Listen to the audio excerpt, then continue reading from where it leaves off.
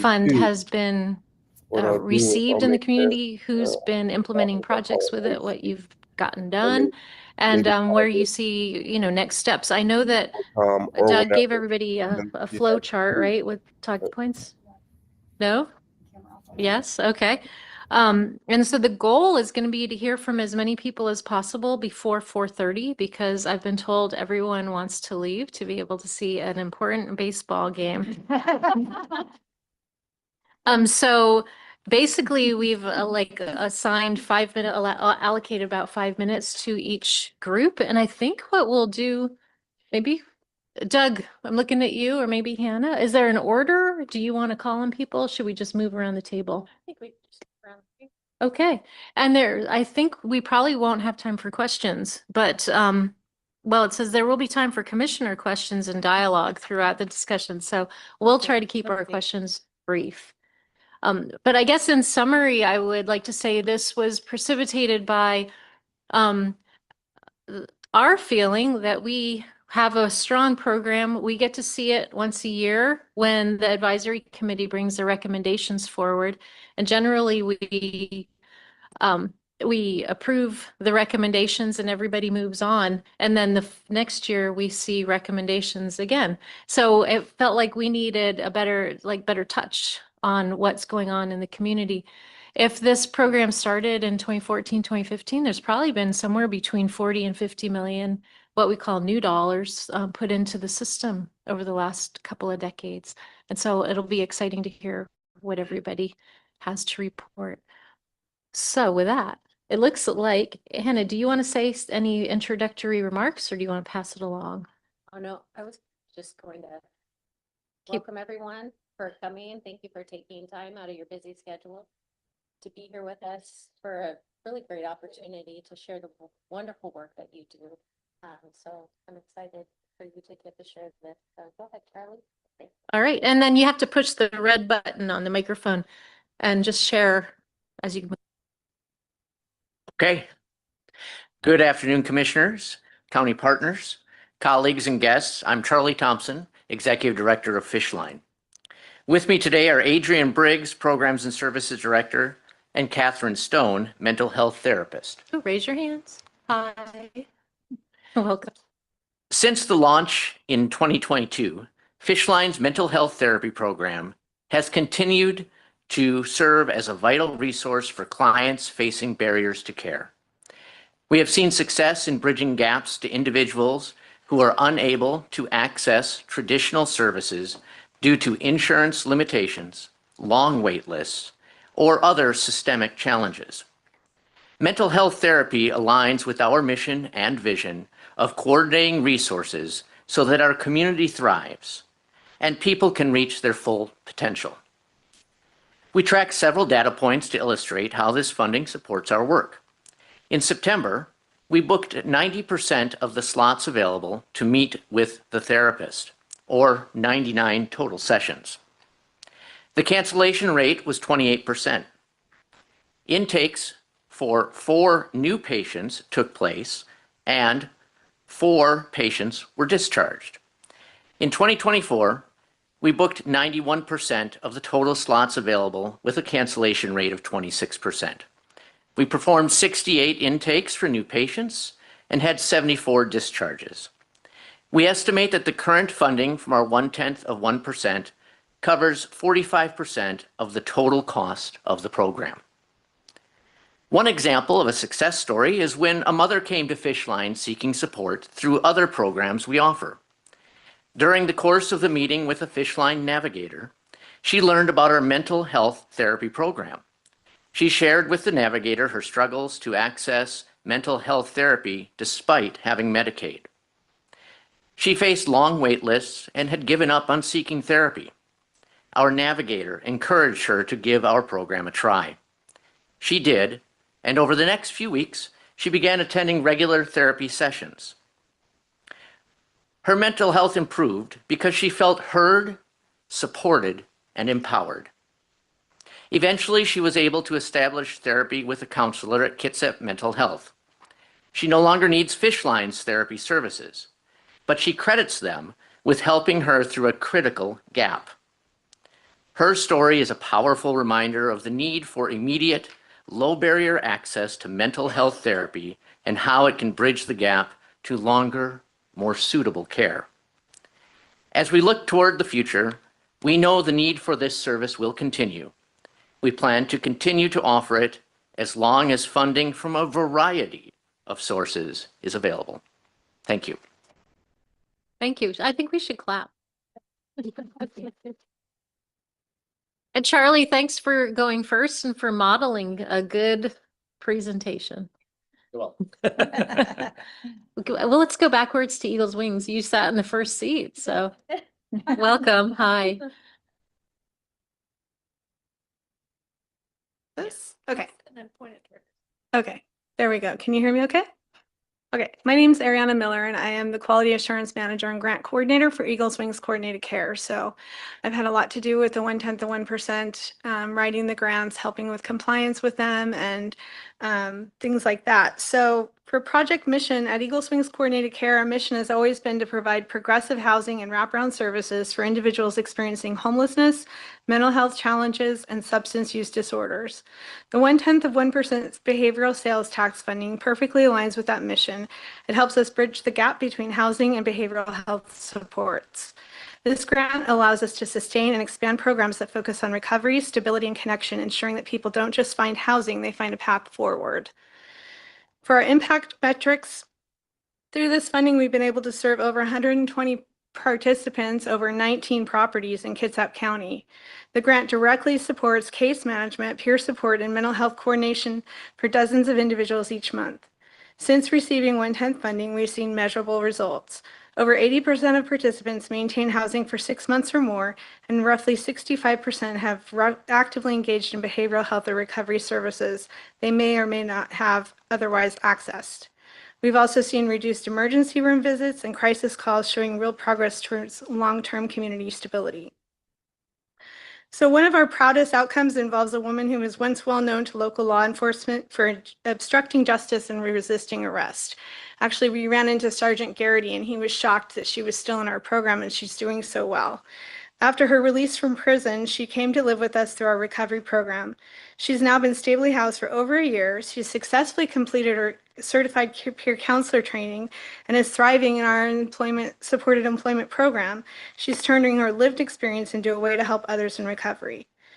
Another example is a participant who came to us after years of homelessness and multiple hospitalizations.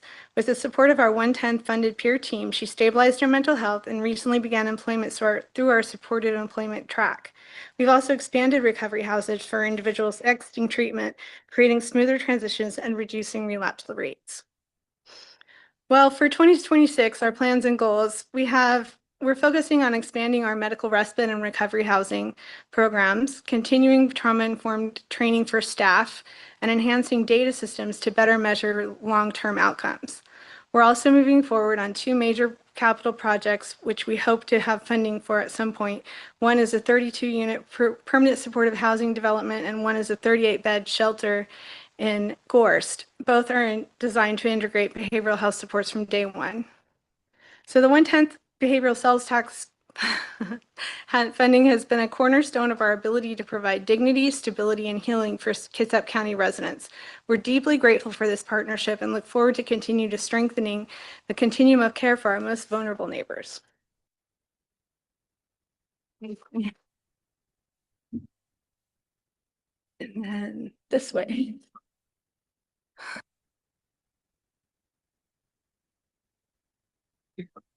Hello, everyone. My name is Thomas Del Carpellino. I am the Director of Housing for Kitsap Community Resources, and so very happy to be here today amongst so many people who are sharing this work with us.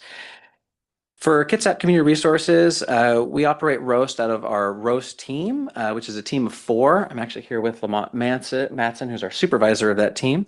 But this is a braided team that is both outreach and case management. And so we operate our outreach teams in conjunction. So you may know that we operate with the HEART team in Kitsap County or out there with Sheriff Woolner. And we found that braiding our ROAST programming with our outreach team has allowed us to identify and get to folks who are most vulnerable faster. Our goal here is to serve over 200 people experiencing homelessness or at risk of homelessness, and to braid this with a trauma-informed housing first approach. Basically, we want to try to get people into case management as fast as we possibly can. Year to date, we've served 145 individuals, and we're still going. We try to maintain our caseloads per case manager at 20 or below. And so what that means is that's a lot of movement towards success, towards either outplacement into housing or into successful shelter. One of the larger goals that we have for this year is we want to have everyone have a case manager. So looking at the ROAST program, we found that this was a program that often met gaps for individuals that did not qualify or did not meet the necessary qualifications for other programming. And it really hurt our souls a lot when we had individuals without a case manager. Our experience is if you have a case manager in your corner, even if it's just somebody cheerleading you towards your next service or your next program, you're much more likely to have success. So what we did is we took another programming, foundational community supports, and we're braiding that into everything that we do with the goal of giving everyone a case manager in a similar style and a similar fashion to our ROAST programming. So we're trying to take the ROAST model and figure out how we can stretch our dollar with that. I'll give two success stories here and the type of clients that we typically serve on our ROAST caseloads. So a client, we'll call her Sally, had sepsis and was on a ventilator experiencing involuntary movements for several months before she was identified by our outreach team. Her partner had to cut down hours at work, which reduced their income, and we stepped in to assist with rent after they were assigned to ROAST programming. And we stayed with them as they went on their health journey. So after the client's health improved, she then went on a journey of therapy and rehab for 3 weeks, and then was able to successfully return to work and graduate from program. So that's an example of kind of extending our case management towards an end goal of success. Another story we had, we'll call him Michael. He struggled with housing due to severe mental health and substance use disorder. His landlord refused to renew his lease, so he had to leave where he was at. So his eviction prevention, we couldn't even prevented it by paying his landlord. His landlord refused. So we helped Michael transfer into a hotel for a while as he awaited a voucher, Section 8 voucher with Permanent Housing Authority, and we worked towards other shelter options in that time. He successfully achieved award of his voucher, and now he's living permanently in housing safely. That's just two examples of the type of work we do. We really see this as gap funding, and we really want to see this programming expand. However we can do it, we're trying to take the learnings from this program and integrate it into all the various housing programs that we have at KCR, so that way we can continue to be an effective nexus point of referral through our Housing Solution Center. And that's what I got. And Thomas, can you say what roast? Is it roast? Yeah, so hold on here. We call it our ROAST team, so Recovery Outreach and Stabilization Team. And so that's 2 outreachers and 2 case managers that work closely together. Our outreachers work closely with our encampment outreachers. So they're both at recovery centers for outplacement. So if someone leaves a recovery center, we can be there right then and there for a handoff, immediately get them into Housing Solution Center coordinated entry systems, get them into HMIS, and then get them applied towards a case manager at that point.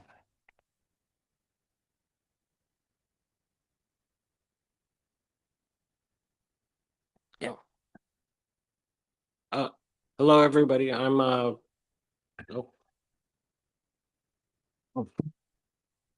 Bill with Kitsap Brain Injury. When we were looking for funding, we came across the county site, and it said their health priorities were anxiety and depression, substance use and abuse, legal problems, incarceration, and suicide, which just about fit our population exactly, because that's the trajectory of brain injury survivors, like over time. So that's normally a bad story. And we work to prevent that, which is why we're so grateful for the 0.1% money.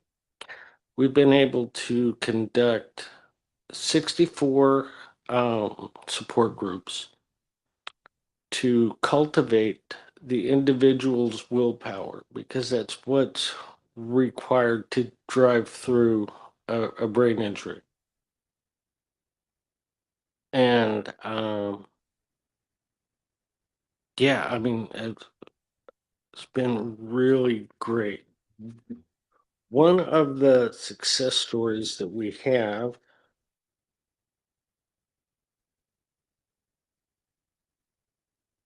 um,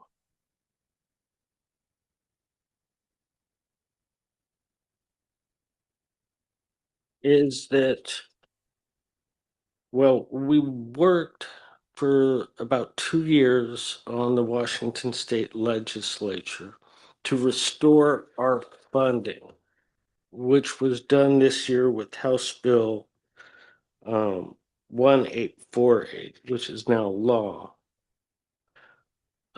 So we should be getting funding from the state as well, which is huge.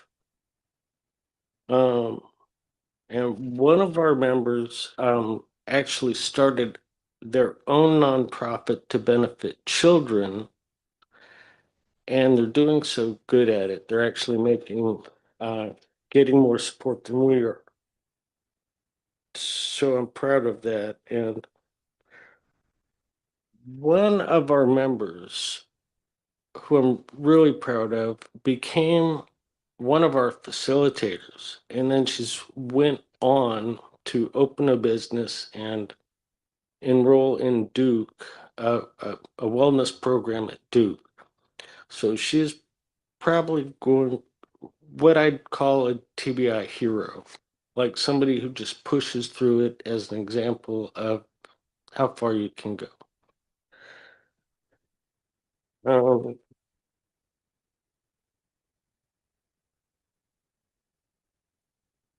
oh, and so when we were looking for data to back up our program's efficacy, I found that on the uh, HCUP site,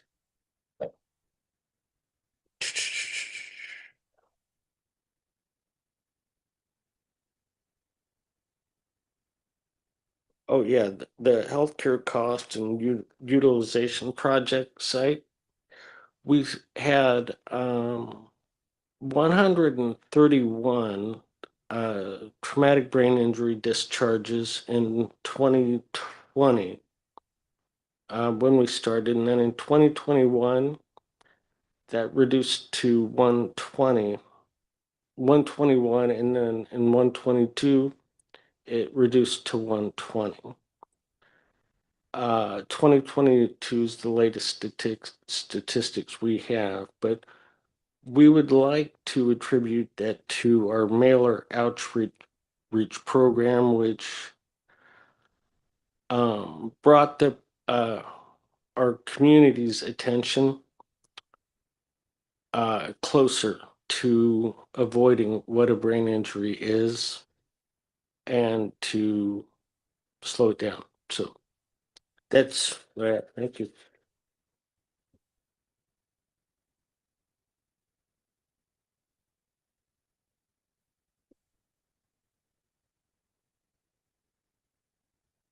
Good afternoon, Commissioners. Thank you so much for your time and meeting with us and hearing what about the work that we're doing. My name is Brianna Lanou.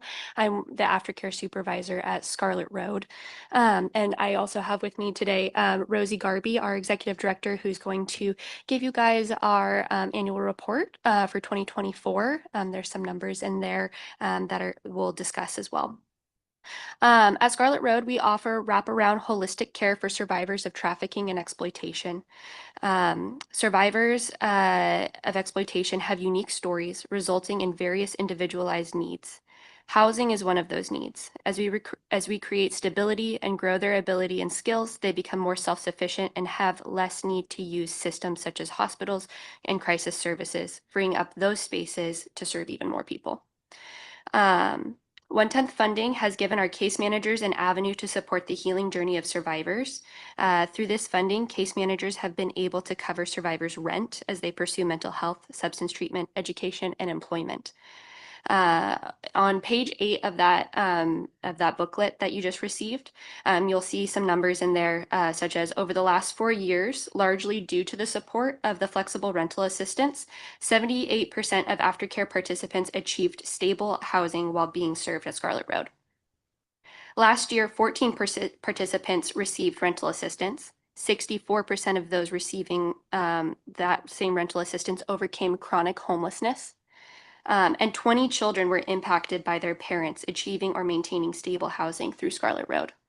In addition to our flexible rental assistance program, the one-tenth funding also funds an aftercare case manager. All the tasks a survivor faces can feel daunting and overwhelming. Case managers help survivors receive specific, thoughtfully crafted, individualized care. Through this, we are able to help them break down their larger goals more concretely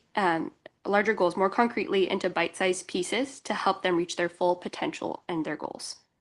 Coordination of services, connection through resources, mobile advocacy, and so much more.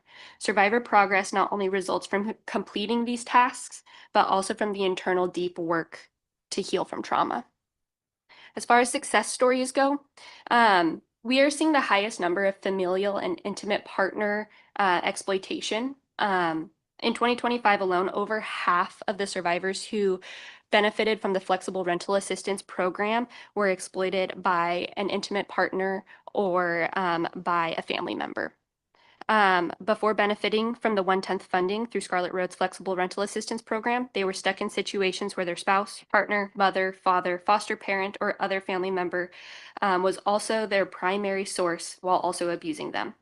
The primary financial source, sorry. They had no choice but to stay for survival. However, Scarlet Road was able to utilize the one-tenth funding to help them escape and find safe housing. For the first time, these people had the choice, the opportunity to leave and not only survive, but to thrive. One example of this, we'll call her Erin. She was housed, she was fed, and she was pursuing higher education. However, she wasn't safe. This was all provided by her stepfather, who would have pulled his support if she spoke up about her abuse. When she connected with Scarlet Road, we were able to pay for a hotel prior to getting her into a young adult housing program, get her groceries, and help her apply for financial aid so that she could continue to be housed, fed, and pursue higher education without threat of abuse.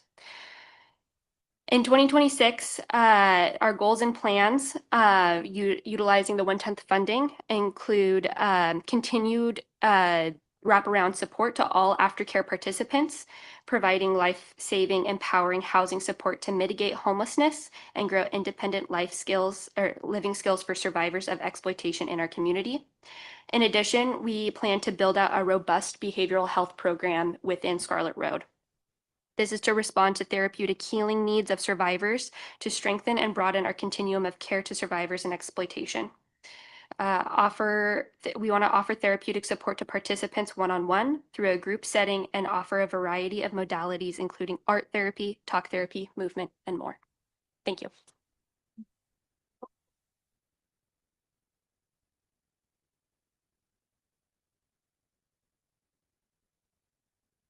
Hello, commissioners. Hello, community partners. So many familiar faces at the table. It's great to see everybody here. I'm Robin Lund. I'm the executive director of the Kitsap Rescue Mission, and we're motivated by our faith in Christ to build a community on the Kitsap Peninsula that cares for those experiencing homelessness, and we envision a time when everyone has a stable home. The 1/10 of 1% grant that we were awarded provides 2 positions that are integrated into our staff and co-located in the shelter. A licensed mental health counselor and a substance use counselor, and they have been critical in the success of our guests leaving homelessness and transitioning into stability. Our first goal is to ensure every shelter guest is screened for behavioral health conditions and that behavioral health access and treatment are available on site and in real time. 100% of our guests are being screened at this time. Another goal is to provide the support necessary to ensure our guests can not only secure housing, but also sustain it. The 1/10 award again serves us to ensure guests with multiple barriers have the support they need to get well and move forward. From January until today, we've already this year provided 95 guests with safe emergency shelter and supportive services, 71 adults and 24 children. We've served more than 15,900 nutritious meals to our shelter guests, breakfast, lunch, and dinner. We've provided 729 mental health and substance use disorder services to shelter guests. And those services can include crisis intervention, assessment, one-on-one therapy, recovery support groups, those types of services. We've also served up to 10 dogs, 8 cats, and 2 exotic pets in shelter with our families. And we're providing shelter to individuals, families, and also couples, which is new to the county. We've moved 66 shelter guests thus far this year into longer term and permanent housing. Another one of our goals is to provide the support necessary. Lastly, our goal is to reduce the burgeoning and costly interventions on Kitsap's emergency responders, emergency room visits, hospitalizations, and incarcerations. Since we began providing services in-house in 2022 with help from this grant, in the shelter, law enforcement calls are down by 8%. EMT calls are down 31%. ER transport and hospital admits are down 28%. And guests that are incarcerated during their stay in shelter averages at right about 3%. This is a direct result of having on-site behavioral health services. So far this year, we have been able to stabilize and support 72 guests to move them on to employment and permanent housing. And I have so many success stories, it's hard to pick one. It's such a joy to see people come in, primarily from places that are uninhabitable, to watch them start to get well, the lights come on, and they really, you know, they're able to start advocating for themselves and moving in the direction of stability. We had a single dad with 4 kids. Our first single dad that had that number of kids came in, and one of his children was high need, and he was able to stabilize to the degree where he was able to get a full-time job, get his kids in Head Start, and start transitioning forward. And we were able to get him housed permanently. Another great story was we just had our largest family ever. A family of 9 came into shelter, and the dad of the family went back to work, was able to secure permanent housing, and the family transitioned into a housing choice voucher. We're seeing a high number of seniors, both men and women in shelter, who've been priced out of their units, have had significant medical issues, or have had life circumstances that cause them to lose their housing and are in shelter. We are forecasting that this trend will continue increasing as the number of seniors in our community continues to rise. Continuing, we have several plans for 2026. One is to continue building bridges with our community partners that are here. We have so many community partners. We've got Peninsula Community Health Services has a medical and dental clinic on site. We're working with Kitsap WorkSource, with Kitsap Community Resources Housing Solutions Center, and on and on. So we have a safety net of services that are on site with us.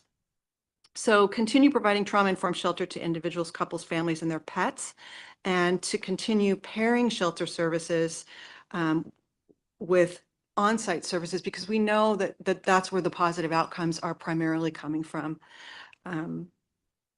And in 2026, the rescue mission will be opening Abby's house. You may have heard some rumblings. It's literally across the street. It's the brick building.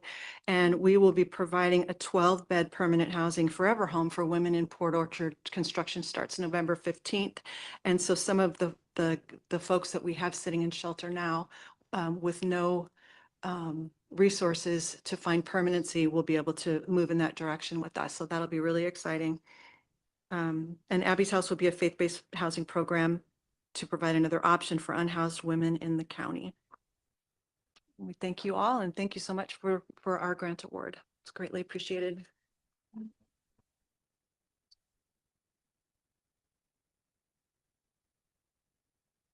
Hello, my name is Nick Drake. I'm the Director of Behavioral Health at Peninsula Community Health Services. PCHS is the county's community health center, serving as the primary medical provider, but we're also a licensed behavioral health agency for outpatient mental health and substance use disorder treatment. In total, we provide primary integrated behavioral health, medical, dental, pharmacy, and support services to over 50,000 patients every year. Our mission is to exemplify a culture of community service as we strive to provide healthcare for all in our communities. We take patients with all insurance types who can't get into care, including Apple Health, which is Medicaid, along with Medicare, TRICARE, regular commercial service, insurance, and people who have no insurance or only catastrophic plans and pay on sliding scales. Our 2025 projects align with PCHS's mission and advance many of our county's behavioral health strategic plan goals by serving patients in many different ways within our organization. We improve the health of Kitsap County residents, reduce chemical dependency and justice system involvement, reduce ER utilization through earlier interventions, and increase the number of stable, affordable housing options. Critically, the 1/10 program has enabled PCHS to jumpstart programs that continue to benefit our community, such as our Bremerton Ambulatory Team Van, which provides mobile care to patients and diverts patients from the ER, our Substance Use Disorder Coordinator, who launched our Integrated Substance Use Program, our expansion of behavioral health services into Agape, a community partner who provides access to mental health services, our school-based health center counselors who supports youth mental health, and our MAT program that treats opioid use disorder, which operates in close partnership with the Kitsap County Jail. Notably, all these programs, which were started because of the 1/10 program, all continue to operate. PCHS plans to only submit 1/10 projects that are sustainable. Luckily, once the 1/10 funding helps us incubate a program, we can usually wrap it continuing costs into operational expenses and leverage federal funding going forward. We are proud to say that we have never had to ask for repeat funding for any program. This is the power of the 1/10 program here in Kitsap County. Our 2025 mental health project involved planning, implementing, and ramping up a 22-bed medical respite facility located in downtown Bremerton that will offer people experiencing homelessness a safe place to rest and recuperate for up to 30 days after they are discharged from the hospital. This will free up hospital beds while ensuring people are receiving the care that they need rather than discharging to the street or to the shelters that cannot support their medical needs. The Medical Respite Center is scheduled to open in May of 2026. With an average length of stay being 9 to 12 days, PCHS anticipates being able to serve several hundred homeless patients per year. While they are at the Medical Respite Center, they will receive medical, behavioral health, and case management services, including working with PCHS's housing coordinator. On the housing side, PCHS's first 2025 1/10 housing project, Hemlock House, involves building 6 permanent supportive housing units in a larger complex to house individuals who are discharged from PCHS's Medical Respite Center and who would otherwise face homelessness. PCHS acquired the property, a former nuisance house, that sits directly across from the Respite Center and is currently working through the permitting processes with the City of Bremerton.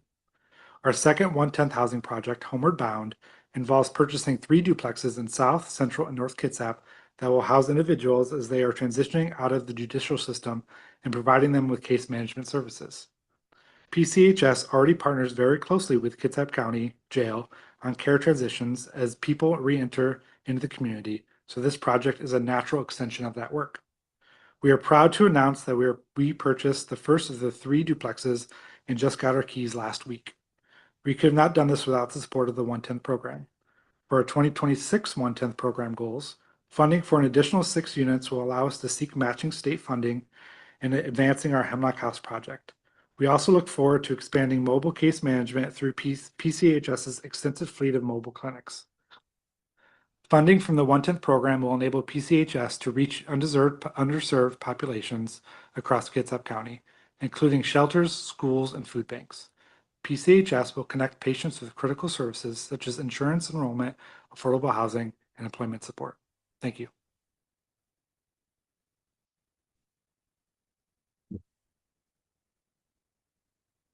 Hello, everyone. My name is Abby Purser, and I am the program coordinator for the Suquamish Tribes Wellness Center. I am here to share a little bit about our Place of Change capital project. So the Suquamish Tribe Center helps individuals overcome barriers that prevent growth throughout their life's journey. We provide counseling and support in mental health, substance use, and problem gambling, guided by our cultural values and community needs. Our mission aligns directly with the tribe's broader goal building a sustainable, healthy community where every person has access to care, stability, and connection. The funded capital project in 2025, the Suquamish Place of Change, embodies that mission. It will provide transitional housing for people in recovery, bridging the gap between treatment and long-term stability. It is a physical investment in healing, creating space for safety, structure, and the continued support. Some of the impact metrics. So the county 1/10 funding has been a catalyst for this work. Through that investment, our project site has been secured and the design development is underway. We have our foundation for the clubhouse is there. So it's starting to emerge and it's just been very exciting for us. The facility will serve an estimated 30 to 40 individuals annually, transitioning from treatment into community reintegration. The program will connect residents to employment, education, transportation, and the much needed peer support, extending the reach of existing wellness services. To date, more than 370 clients have accessed counseling and recovery support through the Wellness Center, many of whom will directly benefit once housing becomes available. Some of our success stories in 2025, for example, one client, after completing treatment at the Wellness Center and becoming our first graduate of our Healing to Wellness court program, she has secured full-time employment. She continues to support herself in the Oxford housing model and is now leading a narcotic or NA group in our lobby at the Wellness Center independently. So she's making some big strides and we're very proud of her. So some of our goals and plans for the upcoming year, operational launch at the Suquamish Place of Change. Again, establishing the transitional housing with a culturally grounded case management clubhouse model where we will have drop-in daycare, a 24-hour low barrier shelter where they'll check in and check out come morning. So we're not turning folks away that still are continuing to use. We want to also have that space for them to land, whether it just be for overnight. They can check in day by day, but of course we have some rules around what that overnight stay will look like to protect the other folks on their recovery journey path that are actually living on that property. Continue transportation support to ensure clients in remote or rural areas can access treatment, court obligations, and employment. We have right now 4 peer support specialists that are a tremendous help to our clients, both native and non-native, who access services at the Wellness Center. So we will continue to push through with those efforts. Partnership with the City of Paulsbo's North Kitsap Recovery Resource Center, creating a regional network of care that promotes recovery in the community. Ongoing evaluation to refine services and ensure sustainability across behavioral health, housing, and recovery support systems. It is the tribe's investment in people and place that reflects our long-term vision, a connected, resilient community where recovery is possible, supported, and sustained. The Suquamish Tribe Wellness Center's mission statement is promoting a life of meaning for everyone. Thank you for your time today.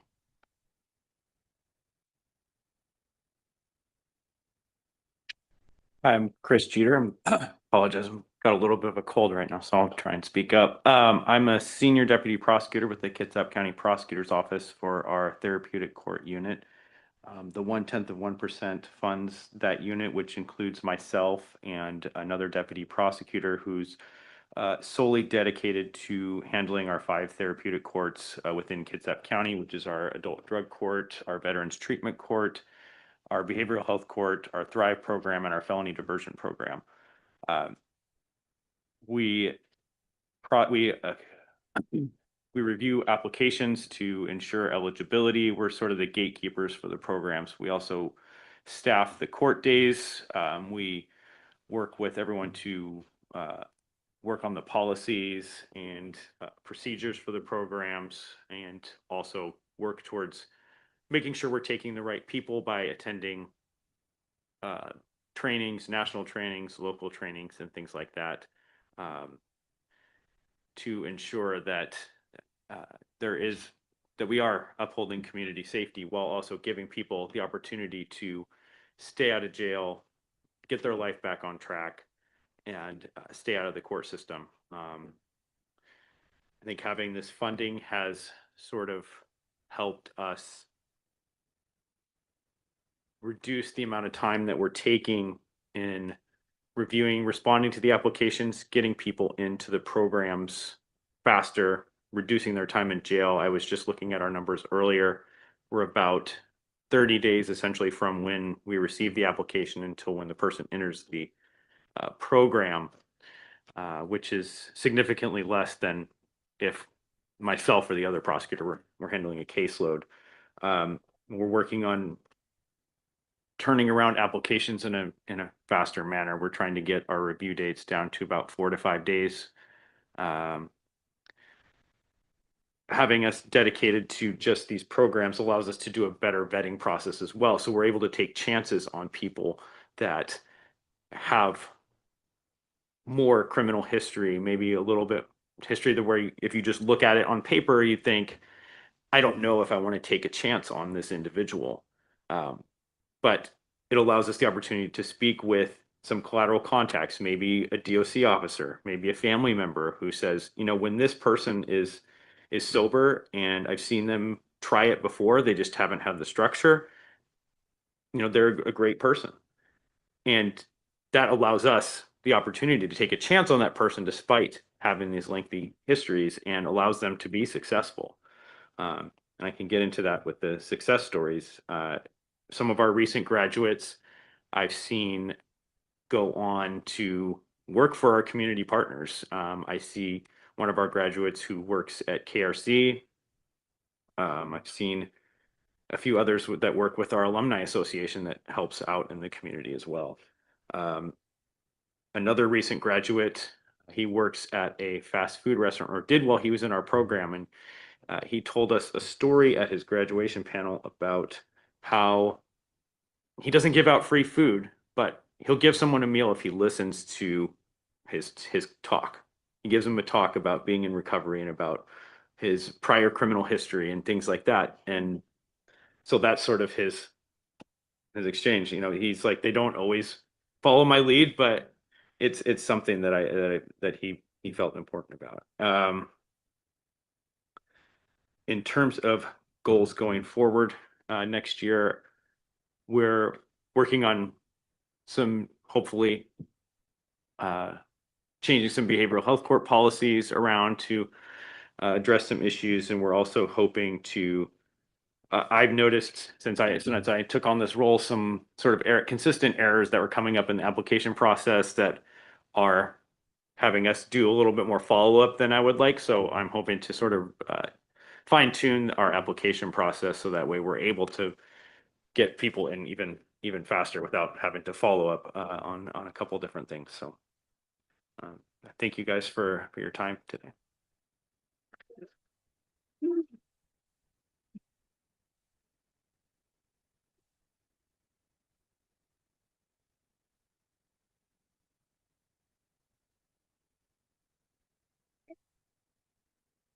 Thank you.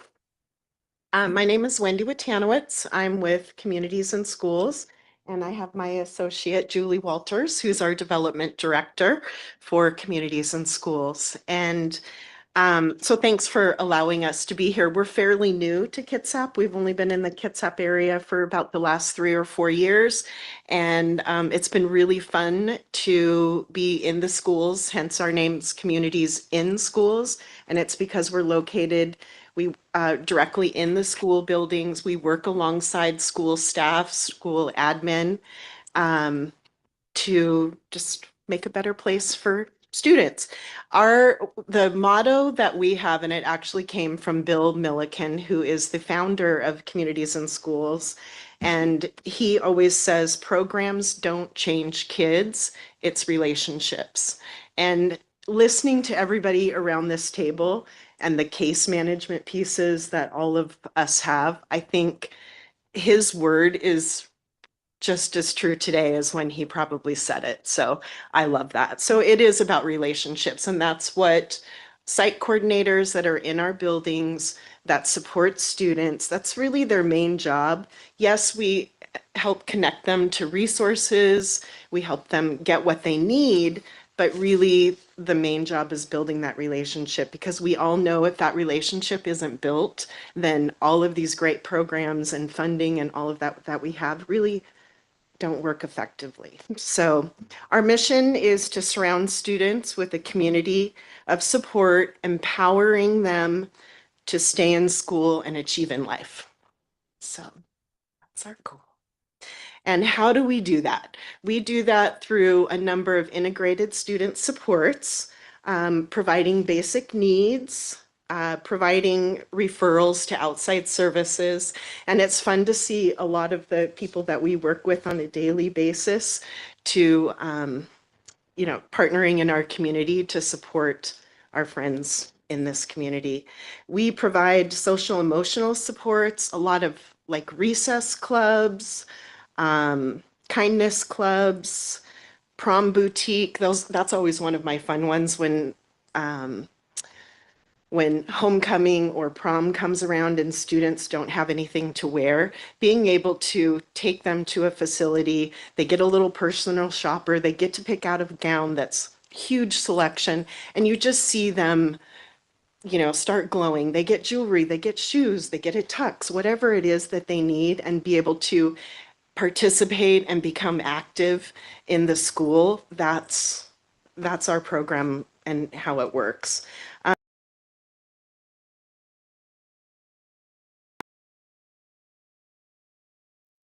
always provide snacks and food at those, because we know that food is a way to kind of get those students to engage too.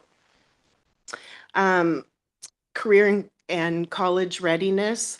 So sitting down with families and helping them fill out a FAFSA, taking them to different facilities to learn about the trades and apprenticeships that are available to them. And these are pretty targeted, these are students that we know that, or really that they've shown an interest in those paths, and we can really walk alongside of them, not just hand them a piece of paper and say, hey, it might be really cool if you were a welder, here, go do it. We really follow alongside of them and support them. Do they need, transportation to get there? So we partner with, the transit and get them a bus pass and all of that. So it's more inclusive. It's not just, here's a referral, and then you cross your fingers and hope that they actually follow through. Adulting 101, this is probably one of my favorite things at the high school, is making sure that when our students leave, that they have a driver's license, they have a social security number, they have a bank account.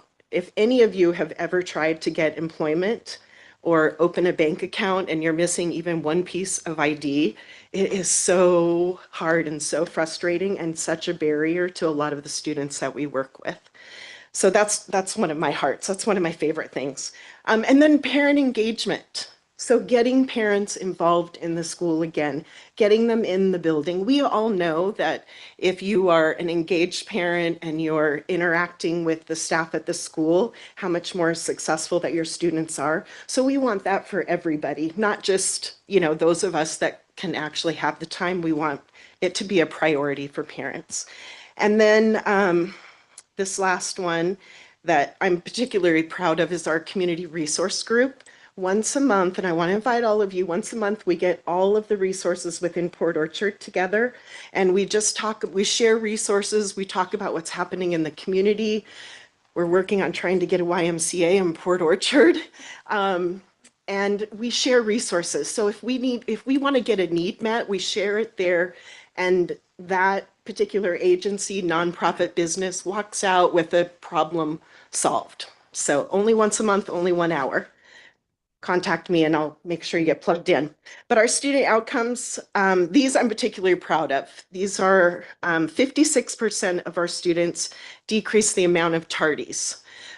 So if any of you have ever been in a classroom and tried presenting or in a meeting and tried presenting material and you have people slowly trickling in over the first 20 minutes, imagine how much instruction that they're missing. So it's important to get them into the classroom on time so that they don't miss.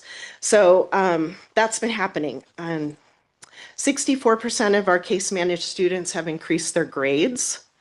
And 83% of the case managed students had a reduction in absences. And again, that's where the relationship piece comes in, right? You know that if you're not there, you're probably going to get a phone call from one of us. You might get a knock on the door. We might partner with admin and come visit you.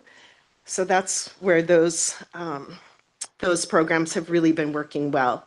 An 88% decrease in behaviors of students that are case managed. Again, sometimes it's attention, sometimes it's just removing that barrier or finding out, what the problem really is. Sometimes it's moving kids around to classrooms, whatever it takes. But those are the outcomes that we've been experiencing. We have a caseload of 214 students right now that we monitor and build relationships with, and Communities in Schools provided 19 different all-school events, and that's kind of where that community engagement and parent engagement came in. Just a really quick story. This came from one of our site coordinators at the high school, and this was a student who clearly had some attendance issues. Like if we saw her in the building twice a week, we even celebrated, but obviously we wanted more. So our site coordinator at the high school developed a relationship with the student, and she graduated in 23, and she wrote this letter to our site coordinator. And she said, she's graduating with the class of 23. My plans after high school is to get a job for the summer and go to college this fall to become an esthetician. After that, I will be working as an esthetician. Good plan. I do plan on going to college also to become a cosmetologist. That way I'll have 2 licenses and much more money. Communities in Schools has helped me to become a better human. Okay, that's where it hits your heart, right? That's what we want for everybody. We all want to be better humans. She nailed it right there. And they also helped me get stuff. They have helped me all my senior year and take me places that I needed to go. This is a wonderful organization. So that's just a little example of, what building that relationship, making that connection. Are you here? We want you here. And everybody wants to be someplace where you know somebody and you walk in and you're welcomed. And that's what we want to have happen in our schools with our kids, especially. So that's what we do. And thank you. Thank you.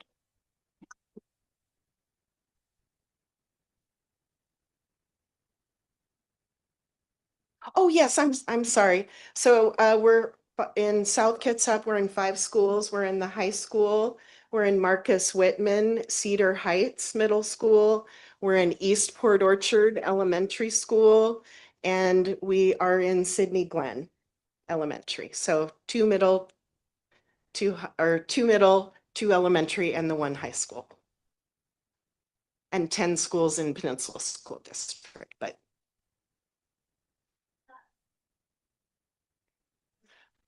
for South Kitsap, it's only South Kitsap. It's only the funding is only for the 5 schools here.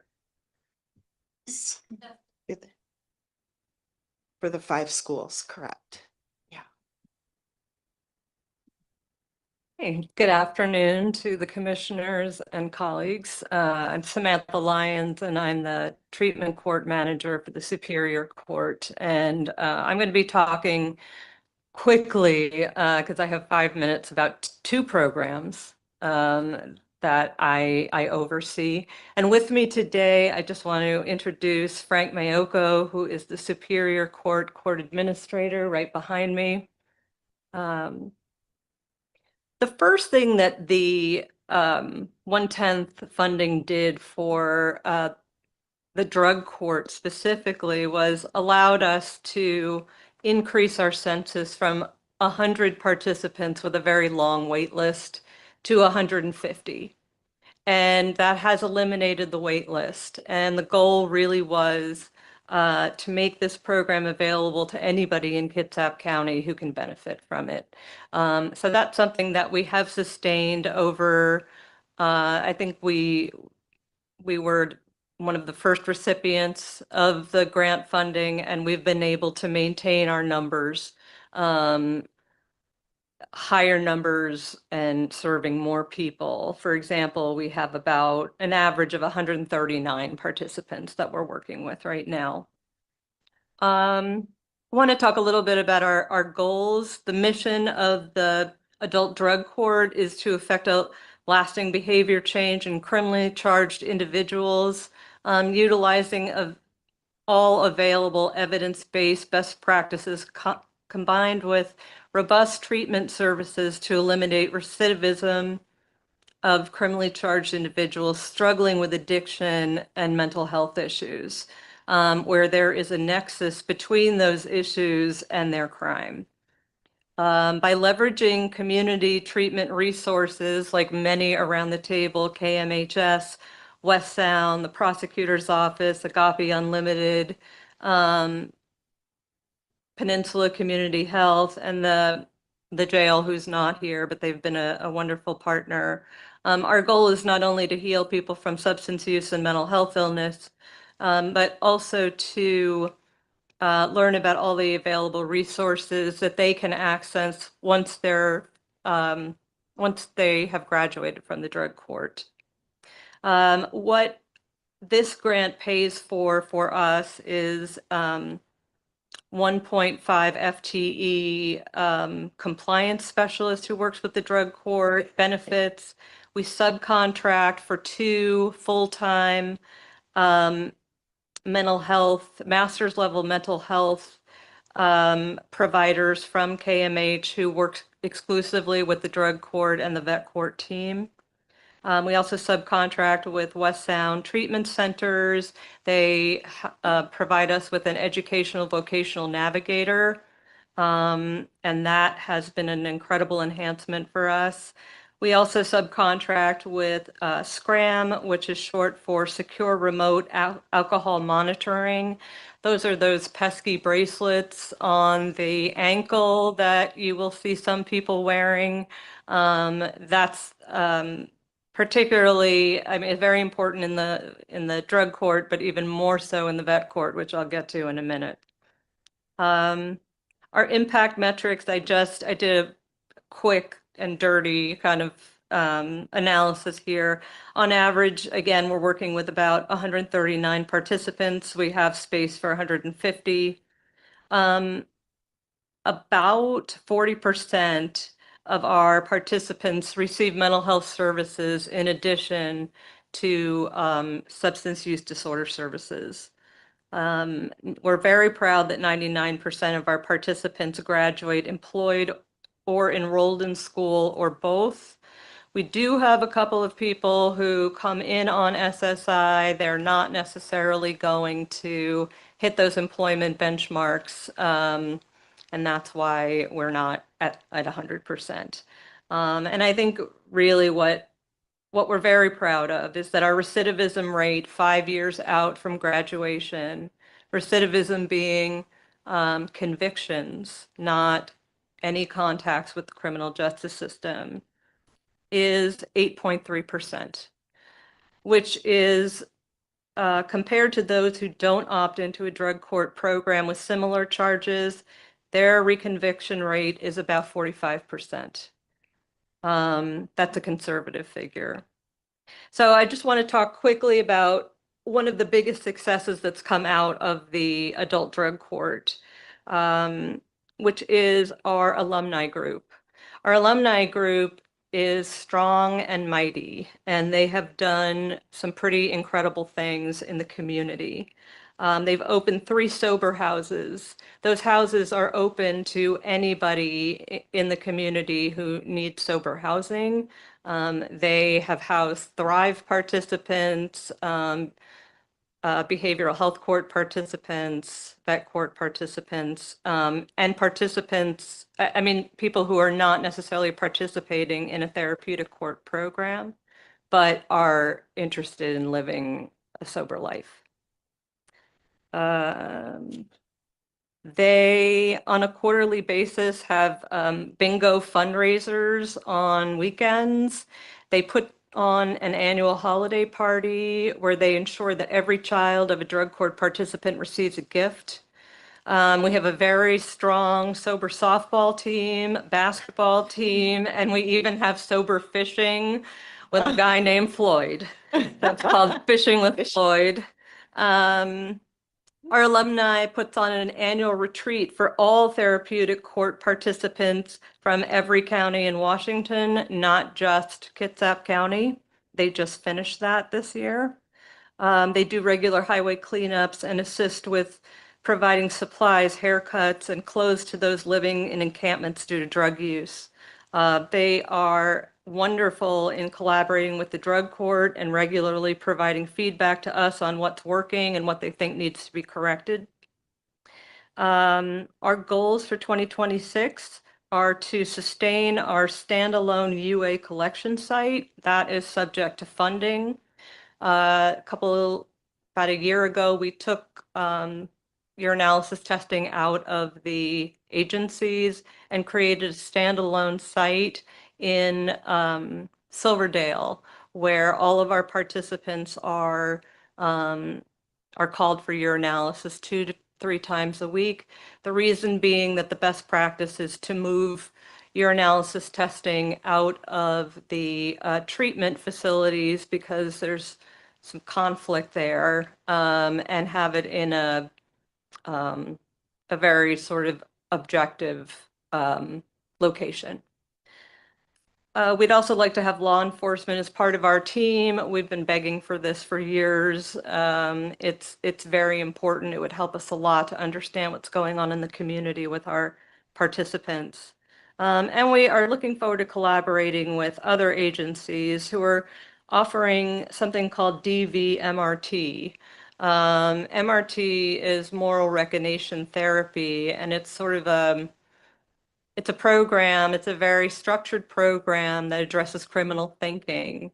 And there are versions of MRT, and one of them is domestic violence MRT. And that is, the state has decided that they are going to accept that as a sort of a trade for DV classes. And I found out that the district court probation is starting to do that. And so we might be talking to district court at some point about that. But it's something that we're looking into and can save us an enormous amount of money. It costs almost $3,000 to attend a full DV course, as opposed to very little or no money. I'm not sure. I'd have to talk to the district court about that. Also, I'm glad that Chris Jeter brought up the time of referral to assessment. And he is working diligently to get that time down from 30 days, which is much better than what it used to be. It was months before. I would challenge that we should maybe strive for 2 weeks, and best practice says that the quicker you move and get people into treatment, the better. That is subject to a lot of people and a lot of moving parts. So it may not be, but it's something that I think we'll be looking at. I'm going to go on because I've got to go. Okay, to the vet court. So moving on to the vet court. Our goal of the vet court is to assist our veterans with substance use disorders and/or mental health disorders. by providing holistic treatment to stop recidivism and connect our veterans to treatment services that they can access both while in the program and upon completion. We provide therapies around criminal thinking, vet-focused MRT. That's another division of MRT. It's called Winning the Invisible War, to address criminal thinking errors. Our grant money pays for a half-time compliance specialist with benefits, office supplies, food and refreshments for graduations, the SCRAM monitors that I referenced earlier that do the transdermal alcohol monitoring, the Office of Public Defense, and also frequent random observed urinalysis collection. In most cases, these participants aren't eligible for state Medicaid funding, so those are a direct program cost to the court. Impact metrics. On average, we're working with about 20 participants right now. We have a capacity for 25. And our recidivism rates for our veterans are even better. They are 4.5%. That is incredibly low. Again, compared to those with similar charges who didn't opt into the Veterans Treatment Court program, the recidivism rate looks like it's about 45%. Success stories. I'm going to focus on our veterans. Our veterans who have graduated have gone on to become professional peer support specialists. They work in reentry support for veterans. One has been hired at Retzel as a staff member. One has become the Oxford chapter head for Kitsap County. And one real nail biter we had was a woman from the Coast Guard who got a DUI and was absolutely, they told her she was definitely going to lose her job. It was just a matter of time. But we were able to provide her unit with progress reports, and she did so well in our program that they reinstated her. Yes. Yep. So that was a really big deal for her and for us. Our goals are to sustain again our standalone UA collection site. Again, we want to have law enforcement as part of our team, and we also need DV MRT for our veterans. Veterans have a higher incidence of domestic violence due to PTSD issues, so that would really benefit them. I think that's it. Thank you very much.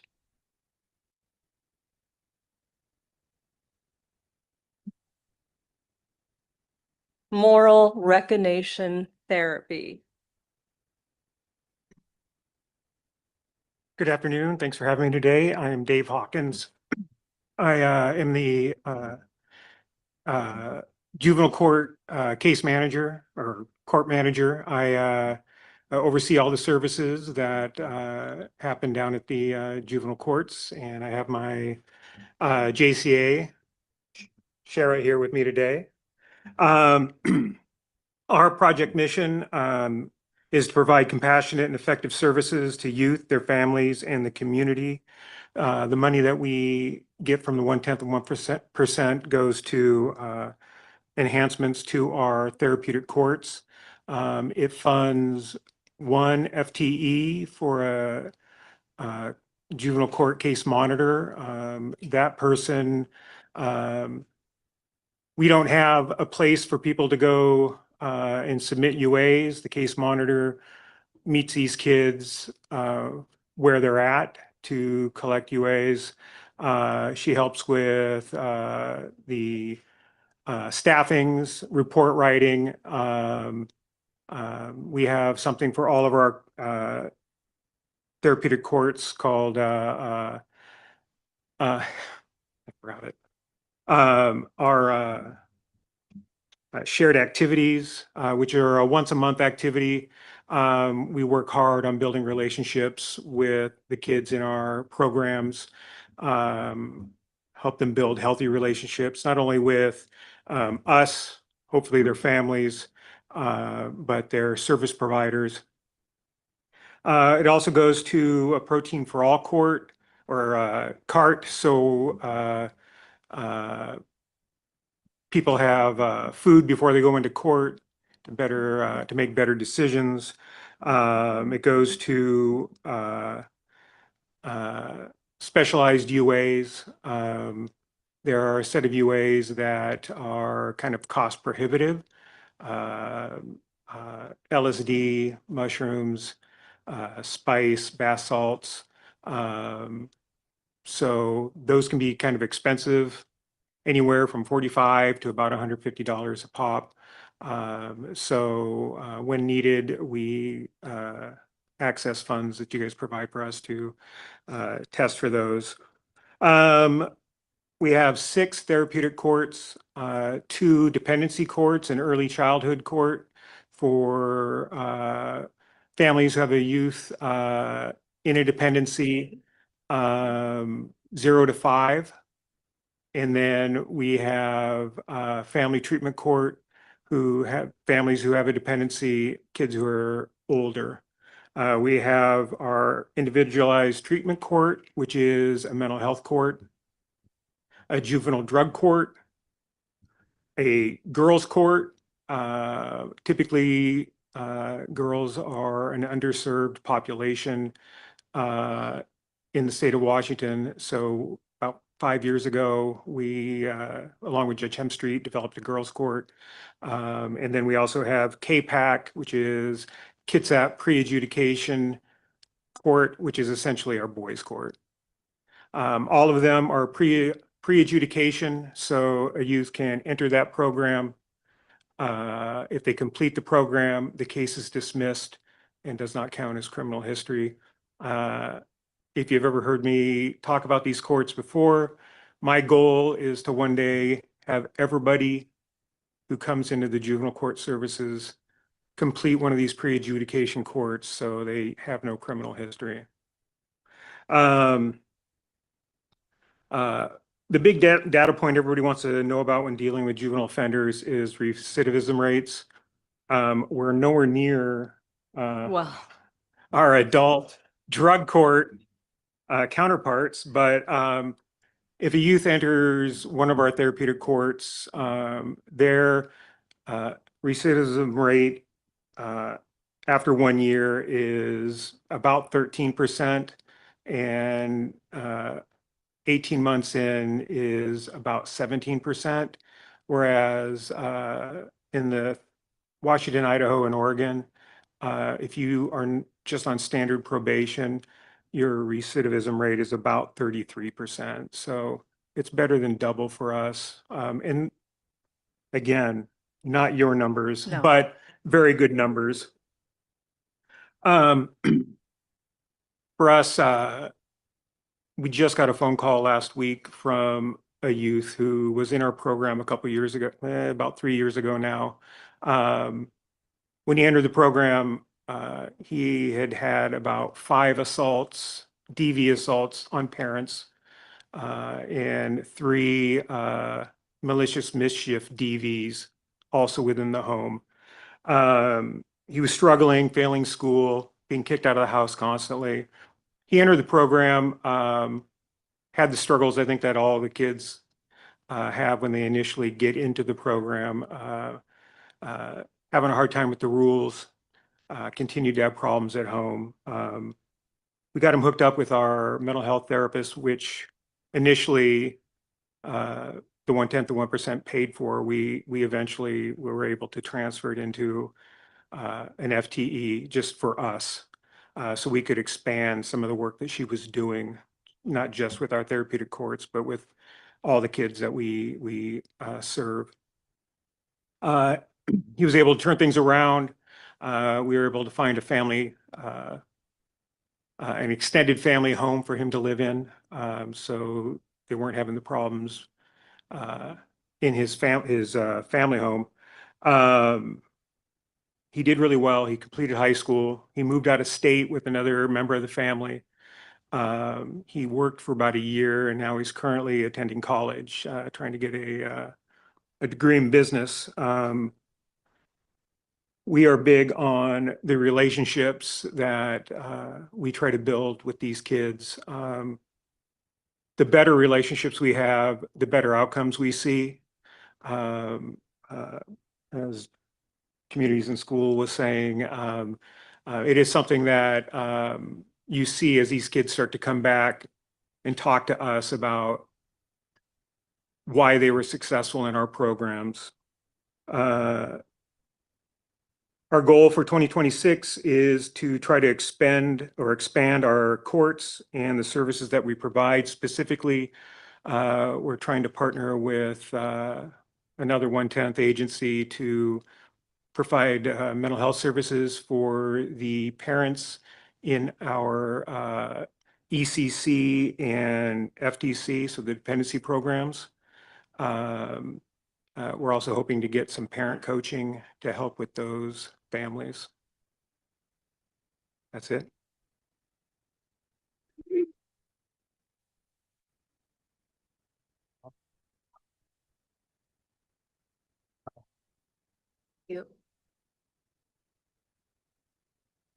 Okay, can you guys hear me okay? Yes. Okay, my name is Britt Eisen. I am the Chief Development Officer of West Sound Treatment Center, and Michelle Vargo is here, and she is the Chief of Operations. Okay, so basically we have two programs that are funded by the 1/10 of 1%. One is a New Start program. New Start program is basically been funded by the 1/10 of 1% because it covers people that are incarcerated, at which time Medicaid doesn't cover their health insurance while they're incarcerated, and so it was a need. It continues to be a need because it's still not covered by Medicaid. We also went and applied to the 1/10 of 1% for the Liaisons program. The Liaisons program basically is a program that developed out of the data that I captured for New Start and Reentry. And our incarcerated participants basically had four major needs, and their four major needs was transportation, housing, harm reduction, and behavioral health. So even though they were in like treatment with us, some people are, some people aren't with us, they still had a lot of behavioral health care that was beyond our scope. So they needed to be transported to Yakima so they could go to inpatient. They needed to be driven to the doctors, those types of things that they really wouldn't be able to achieve recovery unless they had that type of support. And so that is what our Liaisons program does. So basically we have a SUD outpatient, we have a New Start and Reentry program, we have the Liaisons program. Both of those two are funded by 1/10 of 1%. And then we also have a Real Team Outreach, which is like completely funded separately, but it kind of ties into the programs, which is why I'm bringing it up. And the Real Team does like homeless encampments, crisis calls, they assist in that kind of thing. So they're all kind of cogs in a larger wheel, if you will. To give you some data, I kind of did a little summary for each of the programs, and I know I only have 5 minutes, so I'm going to make it quick. Basically, New Start, we see a lot of people that are pregnant or postpartum women, and so they'll be living in the housing with us. We do have a lot of dads, which I'm really proud to say, that are also residing in our homes, and they are living with their children. We see a lot of individuals who are using intravenous drugs, and we have a lot of our clients that are labeled, if you will, like career criminals, or they have like a long history of kind of being in the system.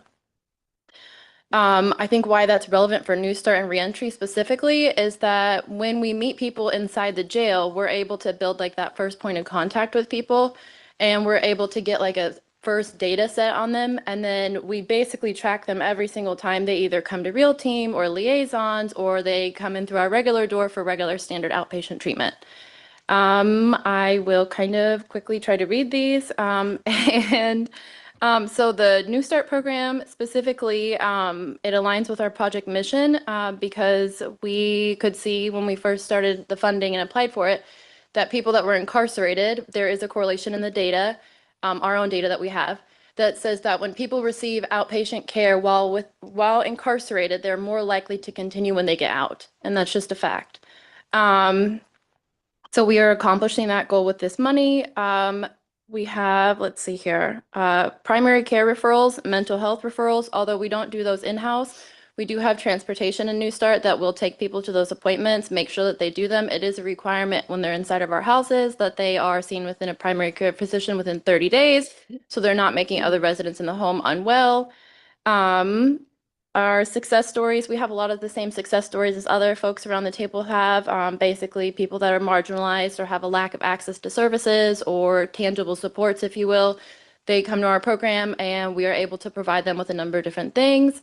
Some of the things New Start and liaisons have been able to support people with, it depends on the contract cycle and the funding. So sometimes like sleeping bags are funded and sometimes gas vouchers are funded. Sometimes hotel vouchers are funded, and sometimes, you know, a jacket might be funded, pair of socks. They need clean water. They need a propane gas tank, that kind of thing. So that is the success story of New Start and liaisons. Let's see here.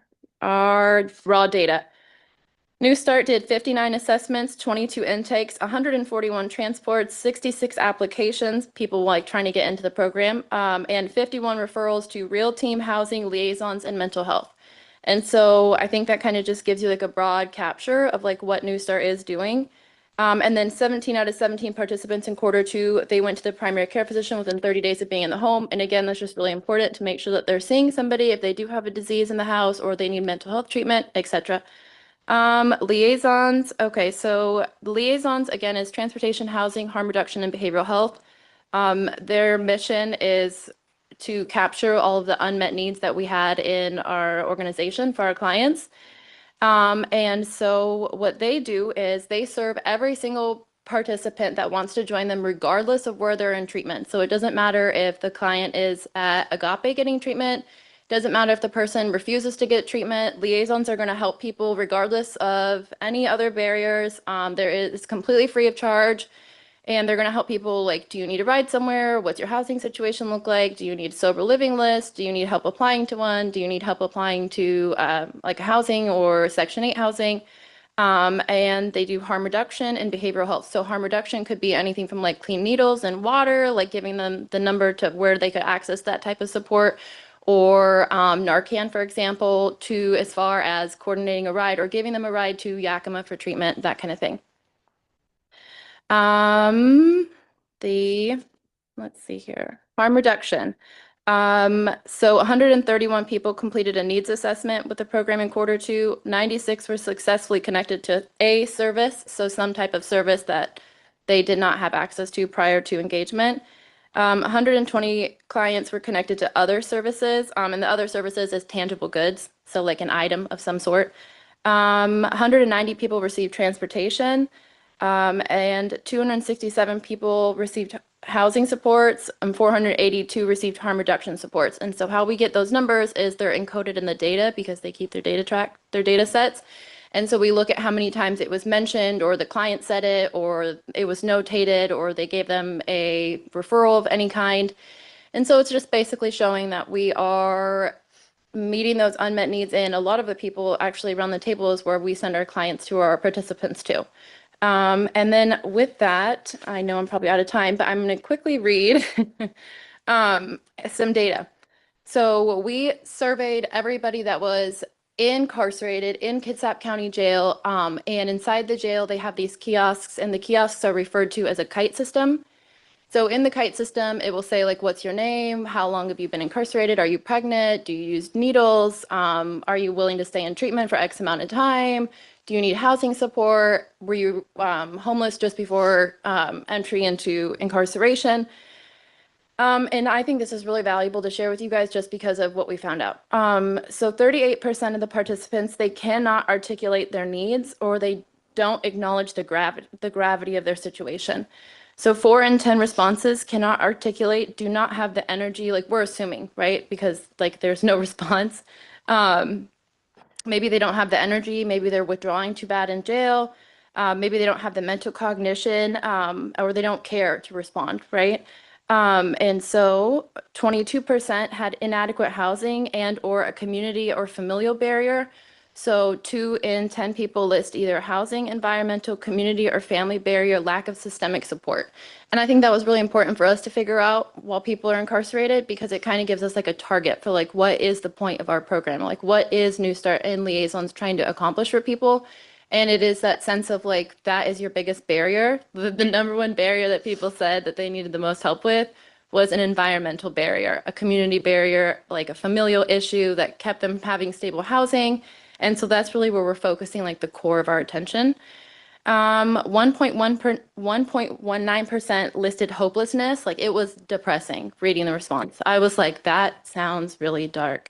7.14% listed mental health. They said something like, I need a therapist, I need to talk to somebody.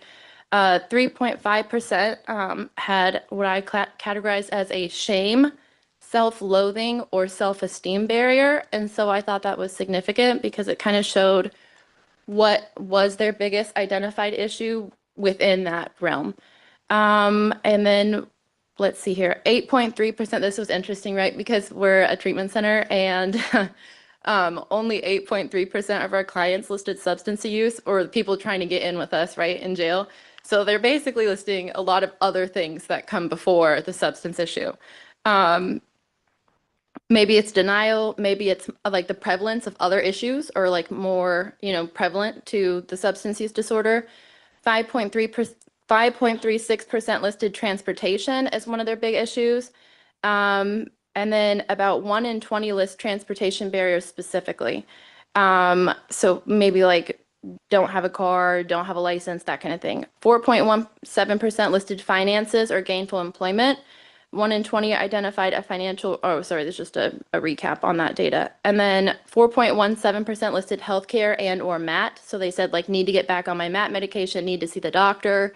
And 3.57% said a communication or phone barrier that they noted.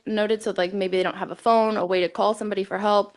And then 1.19% listed driver's licenses or other identification barriers. And then there was 1 coding error out of 168 responses. And so I didn't recount the data.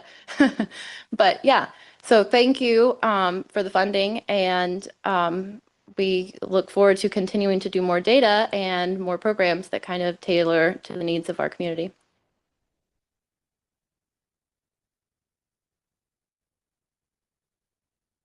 Hey, good afternoon, commissioners and community partners. Most of you all are. I'm Andrea and I'm from Agape Unlimited, and I'm honored to share about our Treatment Navigator program, which plays a vital role in removing the barriers to care for individuals seeking help for substance use disorders here in Kitsap County.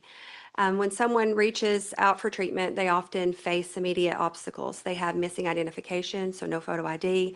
They don't have their court paperwork, criminal history. They lack transportation. And all those things can delay or just derail their ability to enter care.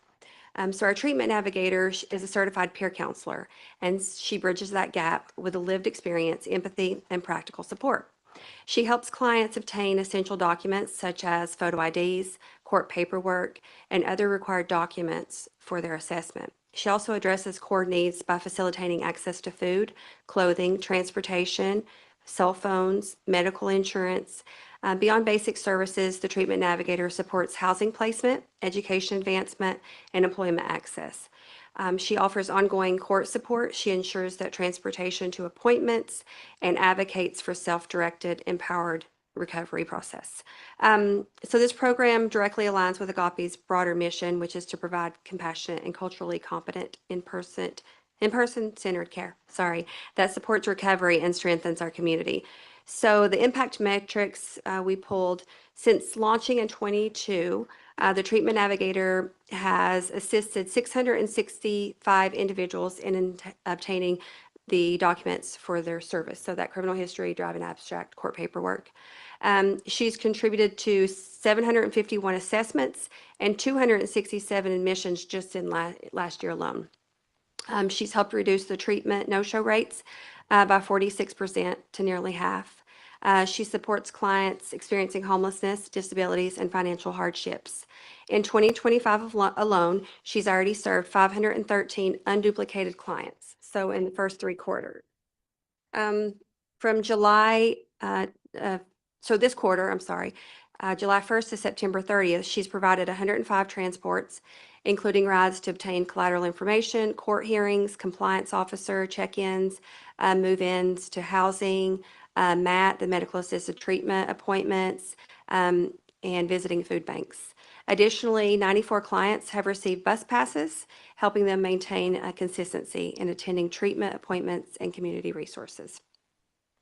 So each number represents a person moving from crisis towards stability, and someone who now has identification, has housing, or reliable access to treatment, because one person walked beside them and refused to let barriers stand in the way of the recovery. And it's about that relationship she spoke about. And so behind every statistic is a human story, and someone who's faced overwhelming barriers and found hope through the treatment navigators, persistence and compassion. And so I'd like to read a story. And at first I was sitting here thinking, I wish I would have just summarized, but I'm just going to read from the client's own words. And she says, "To whom it may concern, I'm writing this letter to tell you about Diana, the treatment navigator. I've been a part of Agape since March 21st, 2025. In that time, I have come in the office and called probably a million times needing something, and she's never failed to be of service. Every time there's been a need, a ride, a talk, help finding services, she's gone, I'm sure, to every length to do whatever she could to help me. Diana has the biggest heart and so much wisdom. I can't even begin to tell you how much she's truly helped me. Whenever I've gotten lost on the bus, needed help with paperwork, or finding help with resources, or even just someone to talk to in order to just calm down, she's been someone I can count on. I don't know where I will be in my recovery or in life if she had not been someone I could reach out to for help. I'm so grateful for her position at Agape. If there was ever a way I could find a way to repay her for all that she has done to help me to get to where I am and the things that she's done to get me headed to where I'm going to go, it still wouldn't be enough. Thank you, Agape, for someone finding the amazing woman and keeping her on the team. The part of the wonderful, loving, helping, caring people. She's truly an asset. With all the love I have been given, I wish I could give back." And I personally know this mom, and she was living in our Koinonia Inn, Women and Children's Home. She was able to reunify with her child and is almost ready to graduate treatment. And there's been lots of great accomplishments, like getting her driver's license along the way, getting insurance, things like that. So looking ahead to 2026, our goals are including sustaining and expanding the treatment navigator position to meet the growing community needs. Deepening our partnerships with agencies, the courts, the Housing Solutions Center we work with. We have a partnership with PCHS. And so enhancing the data tracking to measure long-term recovery outcomes and identify emerging service gaps. Expanding transportation and resources access, including additional bus passes and coordination for MAT and housing and employment. And increasing outreach and visibility, ensuring that more individuals connect to treatment earlier and stay engaged through recovery. One of the things that I forgot to mention was our treatment navigator goes weekly and she buys the hot meals for our juvenile treatment court programs. And so in closing, the treatment navigator meets people where they are, and she walks beside them through their hardest moments and helps them move toward recovery and independence. The program truly embodies Agape's mission of compassion, person-centered care, and we deeply are grateful for the commissioners and partnerships and ongoing support in making this possible.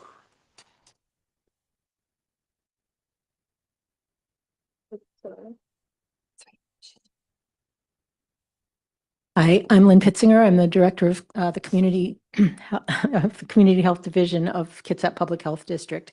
And I'm here representing the Nurse Family Partnership, which is what is funded by the 1/10% in a pattern of braided funding, I will mention. The goals of the Nurse Family Partnership, which is a home visiting program with specially trained public health nurses, is to improve pregnancy outcomes by partnering with families to engage in preventative health practices, including through the prenatal care team, their healthcare providers, improving their diets, and reducing the use of habit-forming substances.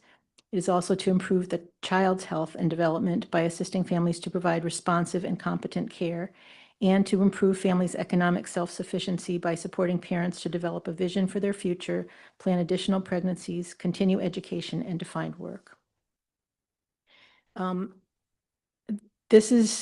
We currently have 3 nurses covering 2.5 FTEs. So these are specially trained nurses and working with vulnerable moms. They provide regular home visits, nursing expertise to address the challenges and build confidence. And we cover each family for the first 1,000 days of pregnancy, so that's about 29 weeks gestation just before that, through the child's 2nd birthday. And there are many good reasons for that length of time to be working with these families.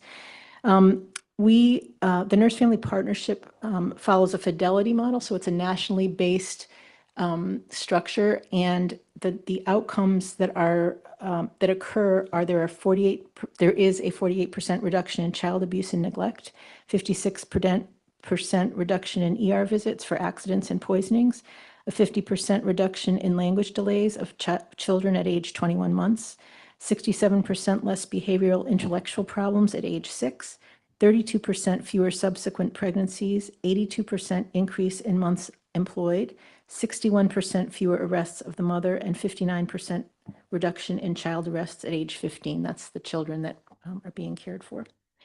And some of our data points that we have been monitoring, one actually that we're really proud of is our retention rate. And as I explained, it's important for these moms, so these are first-time moms, to go through the entire program, which is up to the child's 2nd birthday. So the retention rates in Kitsap between June of 2024 and June of 2025 are higher than the state of Washington's rates and higher than the national rates by approximately 10 to 20% in the categories of pregnancy, infancy, toddlerhood, and graduation. So that is really important and says a lot about the relationships that our nurses develop with these families and the trust. The other thing that we monitor has to do with a rating. It's called a KBS rating for change in mental health. And often our moms come in a crisis mode in terms of their mental health or their behavioral health.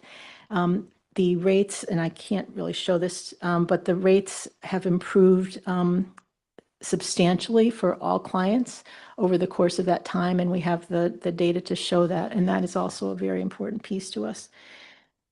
In terms of stories to tell, I think in impactful stories, it's pretty incredible. I can end up in tears often from some of the stories that are told, but the most recent one was a mom who had used substance prior to the pregnancy, but the fact that she had become pregnant was impetus enough for her to stop using.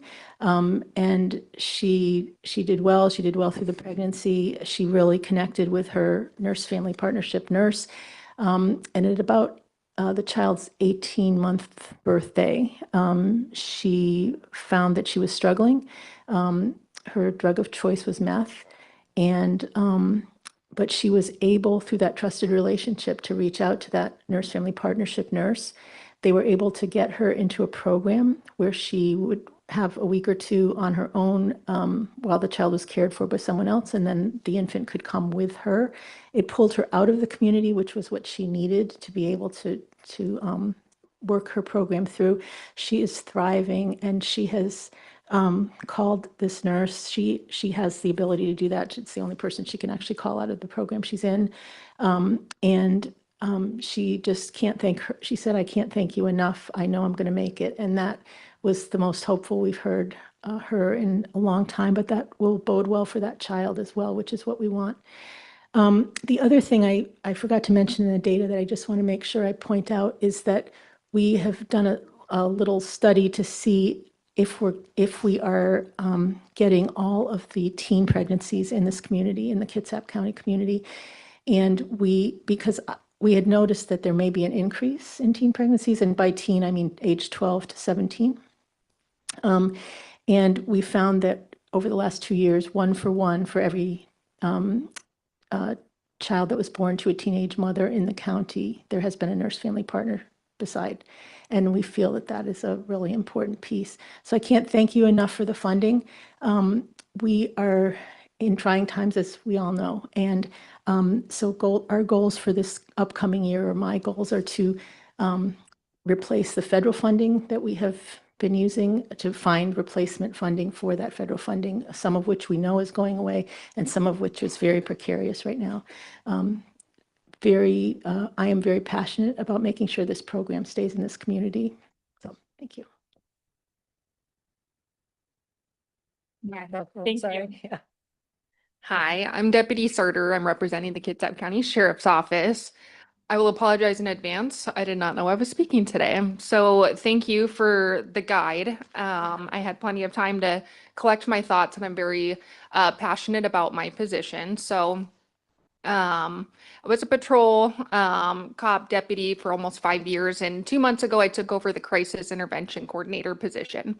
So what this position is it is a catered position to I'm still law enforcement. I can fulfill every duty. However, I have the ability to go out and deal with behavioral health crisis, substance use, and then so crisis incident coordinator. I'm basically coordinating between all of the resources. So some of those resources are here in the room, but the REAL team, the HEART team, the fire cares team, navigators, the designated crisis responders, mobile crisis outreach team, both of those are through KMH, and crisis triage. So we have a high call volume, and we only have a limited number of deputies.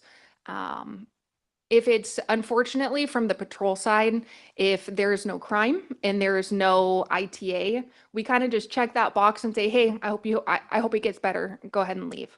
My position allows me to go out, and I can spend an unlimited amount of time determining, like, what do you need? I have access to all of these different resources.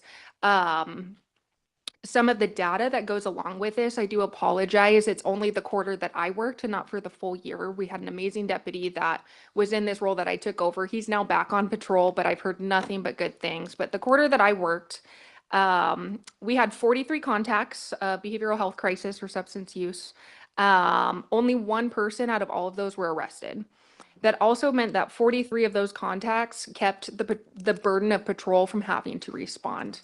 That also means that 43 people, individuals, and their families were helped and affected. It's a catered type of role that we can actually give catered help, mental health, anything they need. And that's kind of what do you need? Like, how can we help? I'm here to help you. A success story, I have two. One was a vulnerable adult. She had a chromosomal deficiency, along with a plethora of other health issues. And the SK Cares team brought to my attention the last 5 years she's been calling 911 and having to be transported for either suicidal ideations or attempts. Between the years 2023 and current, she had called 911 over 300 times. She had been ITA'd by deputies over, and that is the Involuntary Treatment Act, whether you're a danger to yourself, others, property, or gravely disabled. So she was ITA'd 12 times, all documented. And when they brought that to my attention, they're like, yeah, we don't know what to do. We've reached out to every resource, blah, blah, blah. And we looked inside the home, and I was able to come in from a law enforcement perspective. And I saw that she had a legal guardian. So the vulnerable adult, was unable to make decisions for herself because her legal guardian had control over the entire, over the adult. After further investigation, it turns out that she also, the legal guardian also had developmental disabilities. And I was able, during the time of putting this case together, the vulnerable adult attempted suicide to the point that she needed 4 staples in her stomach. And at that point, I was like, she's a danger to herself. She had no help in the home. I applied for and was granted a temporary vulnerable adult protection order. And because of that, that allowed her caseworker and APS to an extent to be able to get her into a long-term mental facility home where she needs. And when we can sit here and be upset, over like the legal guardian thing. But like hindsight, I'm like, she didn't know what to do either. And so we've been able to provide resources to mom as well. So that's a huge story. Another one was I don't want to say it's not as big, but people don't like cops. I know that's a crazy thing. Weird concept, I know. And I work a lot with CAMH. So CAMH requested that I come out and evaluate somebody for having homicidal tendencies. Concerning, we definitely don't want our mental health professionals going out by themselves. So I went out there and she asked me to scope it out beforehand, and it was a gated area. And I asked, I walk up and immediately they did not like police officers. They were very vocal about it. And through the training of this position, I was able to de-escalate them and just say, hey, like, I don't care what's going on. I'm concerned. It sounds like you guys are concerned because you called, but I can't allow our DCR to come out here by themselves. So I was able to have that open dialogue. And by the time, so she let me on the property. He was able to be evaluated, and it turned out to not be homicidal. It turned out to be a substance. So he was able to go to the hospital and get treatment, which is huge. Love that. And then there were some other things going on. It was very clear, but she was so afraid of police officers. She was like crying. And so by the time I left, I gave her my business card and just said, hey, if you need anything, email me. And she was excited to get a business card. So I was like, cool. This is cool. This is a cool position. So that's all. That would not be able to happen without the 1/10. It's huge, especially with our staffing crisis right now. The goals that I have are I want to train our patrol deputies on if it's not an ITA or it is not a crime, resources to give out. I didn't know what half these resources were until I took this position. That can change if we provide those resources to our patrol deputies. It's huge. And that allows people when I can't be here 24/7. So if I can train them and teach them, and that goes for other departments as well, because it's Kitsap County. So all of our jurisdictions, Port Orchard, Bremerton, Paulsville, all of that, like we all coincide to a degree. So I would love to be able to teach them. I would love to look into additional grant funded to either bring a DCR on to help me so that way we can do more instead of just rely on KMH. There are grants that we can do. I would love to look into that. Ultimately, my goal moving forward is to bridge the gaps between all of the resources. There's so many great things that we all heard about today. And a lot of times they do need either law enforcement, either guidance or like, hey, there's a lot of issues that they're just not aware. They're not sure of how to proceed further. And I'd love to be able to facilitate with that. I will end. Thank you for letting me go over. This funding is so important because all of us play a special role in. I hear so many times people be like, did you get the bad guy today? And my initial thought is like, I don't deal with bad guys. I deal with people who make bad decisions, and they can stop making bad decisions with the correct resources. And all of these resources here play a huge role into that. And I'm very grateful, and I'm hopeful that we can keep this funding so that way we can keep moving forward. So thank you. Alexis, I think you need to give people your card if they don't already have it. I am off duty today, but I can give you guys my contact info, and you can email me and I'll email you back, but I don't have my patrol car with me. So I don't have any cards. So That's all right. Nice job. Thank you. Thank you. Is this on? I guess so. Hello, everybody. Thank you so much for having all of us today. My name is Monica Bernard. I'm the CEO at Kitsap Mental Health Services. And I'm just honestly so humbled to be in the presence of such amazing organizations and amazing programs. And but I'm excited to share with you what we're doing with the 1/10 funding. First of all, I'd like to introduce Bridget Glasspool, who's our Director of Housing and Community Services. She is the one that on the ground that gets all of the work done. So I'm very grateful for her. As this relates to our mission, Kitsap Mental Health Services has a mission of providing comprehensive behavioral health care services to the people that we serve. And for us, that spans the gamut from outpatient services to inpatient services, crisis services, but also housing. And that is where the funding comes in play. So the funding that we get from the 1/10 goes towards our Pendleton Place project. And what many people may not realize is back, I believe it was in 2020, the 1/10 funding provided $750,000 in capital, which we were able to leverage with other initial funding to essentially get the entire project funded with state and tax credits. So it really was important to have the support up front.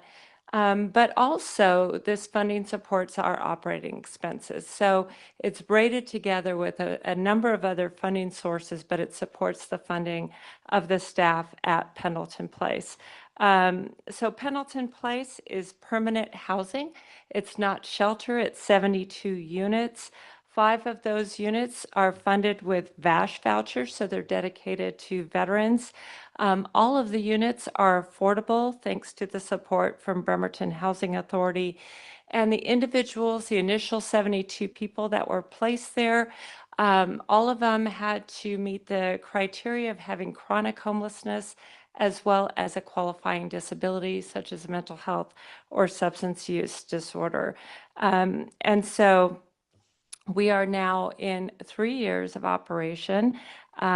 We have a lot, it really has turned out to be very successful. If we just look at the initial 72 that were placed there, over the course of 3 years, we've only had 8 evictions.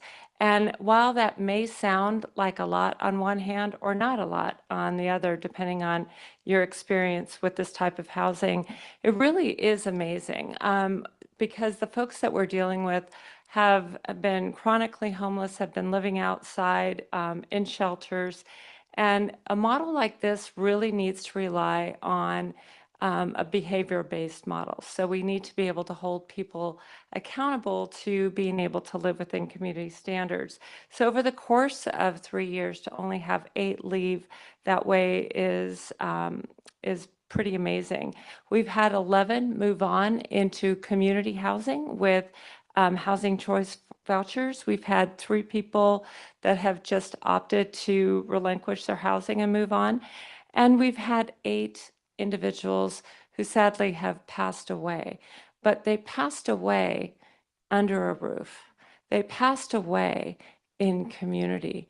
And I think that's just a powerful thing to consider. If we look at some of the metrics, one of our goals was to reduce jail engagements. So looking at those original 72 people, 28 of them had 98 encounters with the jail system. Since they've been at Pendleton Place, only 3 have had 7 encounters with the jail system. So permanent supportive housing works. In addition, we were focused on reducing ER engagement, hospital stays.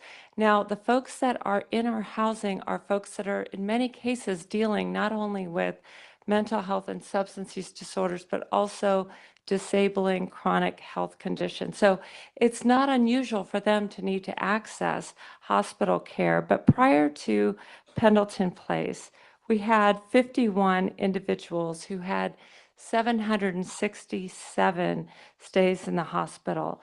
41 individuals since Pendleton Place opened had 219. So significant drops. And so we're looking at Pendleton Place as a true success. It's something that we hope will continue to be supported by 1/10. It's also supported by foundational community supports as well as state funding. Any gaps are funded through Kitsap Mental Health Services Reserve. So as we look forward, we just want to continue building on the success. This supports the staff at Pendleton Place, which is 24/7, and it is comprised of peer certified peers, behavioral health technicians, housing support specialists, and we also have on-site security 24/7 that is funded by Kitsap Mental Health Services. So we look forward to funding and building, continued funding and building on that success. Also, as an agency, as we look for future goals, one of the things that one of the visions that we've had, and we've been able to, thanks to a lot of support from the county, from ARPA funding, thanks to commissioners in this room, we've been able to acquire the property adjacent to Kitsap Mental Health Services and now have 9 acres. And we look at, our goal is to build out a youth intensive services campus over the coming years. And the first installment, phase 1, will focus on our Madrona School, which is right now we operate 4 classrooms in 2 different sites in the community, but 2 of those classrooms are embedded right into our mental health campus. 2 of them are on the other side of town. This is the staff are special education teachers, therapists, behavioral interventionists, and we support at any point anywhere from 8 to 10 different school districts. We serve 44 students. We want to bring them together in an appropriate school environment, therapeutic environment with gymnasium space, classroom space, group space. And now that we have the property, we're just now on the fund development side. So lots of good things happening. Thanks to all the partners in this room. I look around and so many of you are here are partners with us, and we are so proud to work alongside you on this work. So thank you. Oh, I'll use this one. Oh, sorry. Good afternoon. My name is Michelle Dower. I work as the Director of Student Services Support at Olympic Educational Service District. The 1/10 funding has allowed us to place student assistance professionals in 10 of our secondary schools throughout the region, or I'm sorry, throughout the county. The ESD's mission is to be an essential partner in public education so that we can advance student achievement and learning for all. Student assistance professionals address non-academic barriers to learning, which includes mental health, substance use, social emotional challenges, creating a foundation for students to engage and succeed in school. By providing early intervention, prevention, and targeted support, student assistance professionals help ensure all students have the opportunity to learn and achieve. They also serve as a bridge between schools, families, and community resources, enhancing collaboration and strengthening the educational system. In terms of impact metrics, we have a very strong evaluation plan. So I have a summary report that I can just pass to you. I won't go through it all, but I'll highlight some of the strong points. All of our students do a pre and a post test, a confidential survey that's done electronically. Some of the outcome data from this last year, we show improved mental and emotional wellness. Specifically, 27% of students lowered anxiety symptoms, 27% lowered depression symptoms, 32% decreased in their feelings of worthlessness or feeling inferior. We serve both sides, the mental health and the substance use. So in terms of substance use reductions, the percent of students who reduced or stopped using at the high end was 62% around tobacco products, e-cigarettes, which seems to be the substance of choice in many of our school sites, 48%, alcohol, 49% reduction, binge drinking, 48%, marijuana, 40%, and then prescription, 62%. We also asked students about their feelings or thoughts about the Student Assistance Program. 98% of students report that the SAP Student Assistance Professional is important to them, and 85% of students who do not attend school regularly report they're more likely to attend school because of the program. Looking at on the back, I've put some success stories. I do have my staff submit monthly success stories, but it's really hard to narrow down just one to share. I would say overall it's the level of impact. So last school year, we served 459 students. That means all of those students received a behavioral health screening where we're looking at all their needs and identifying the best service for them. We provided 51 different types of support groups, different groups. That's one of our main modes of serving students. We do individual, but we find there's a lot of benefits in that peer-to-peer support, and also capacity allows you to serve a lot more kids if you're not doing it all individually. Groups range from intervention group, which is working with kids that are actively using substances, affected others, which is for students that live in a home where there's substance use, and then more of a general coping skills. Lots of our kids are in need of coping skills. Also, in terms of success, I think it's our ability to integrate into the schools.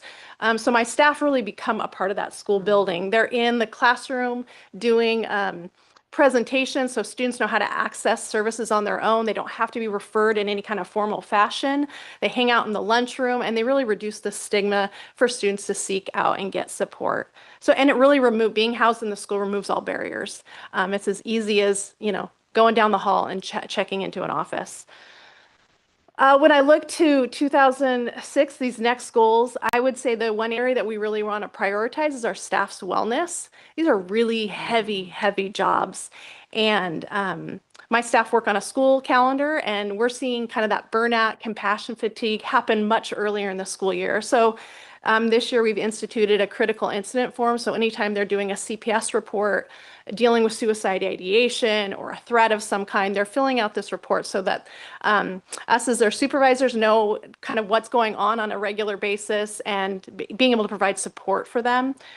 We've also increased our case consultation because of that, as well as instituting a wellness kind of book study. And the other area I would say we're looking to expand, we met with Hannah earlier this year, and I don't think she was quite aware of the robust evaluation program we have in place. We have an electronic system. And so we're looking at how else can we demonstrate the benefits of this program by utilizing that whole system. That's it. Thank you. Michelle, I think you almost caught us up. I'm fast. So I'm cognizant we have 4 people left and we are tracking. So I know folks are getting up if you have to, but thanks for everybody for sticking with it, because it's not fair to cut off the last 4. And I saw you come in late. You're our last person. Good afternoon, everybody. My name is Joseph Crane. I'm the Executive Director at St. Vincent de Paul here in Bremerton. And St. Vincent de Paul, Bremerton exists to meet the Maslow's foundational needs of food, clothing, and shelter in our area. And we do that through 3 primary service areas. The Stella Maris House, which is a 30-bed women and children's shelter. The Neighborhood Market and Resource Center. It's our new self-shopping model for food pantry. They're on Callow. And then we relocated a couple years ago as part of our strategic planning, the thrift store. It's over on Wheaton Way, Wheaton Mall. I just did a funny video recently. You guys can go check it out. It's a fun commercial we did. But and part of that strategic planning was important because we have acquired or been donated over the years a little over 2 acres of land between Callow and Wyckoff in the Charleston Business District. And being the first executive director at St. Vincent de Paul, I was brought on to help lead the organization through a period of strategic planning and determine how best to maximize that land. Although we might be fiscally constrained, we're considered land rich in the city of Bremerton, but we wanted to be able to maximize that. And during the same time we were doing our strategic planning, KCR was doing the community needs assessment, which we collaborated with them on. And we heard resoundingly that it's housing, affordable housing, access to housing. So how best could we do that? Well, our Stella Maris house was 15 beds when I arrived. As of Christmas, it's now 30 beds, and the fire chief said we can't expand anymore. We're maxed out, 750 bed nights a month. And now we housed 18 women and 14 children in September. So as part of our strategic development, we're going to be expanding the women's shelter by 17 beds. It'll bring us to 47 beds. With that continuous day emergency shelter model. And then we're going to be building out an entire new building. It's going to be the Stella Prospero building, which means Star of Hope.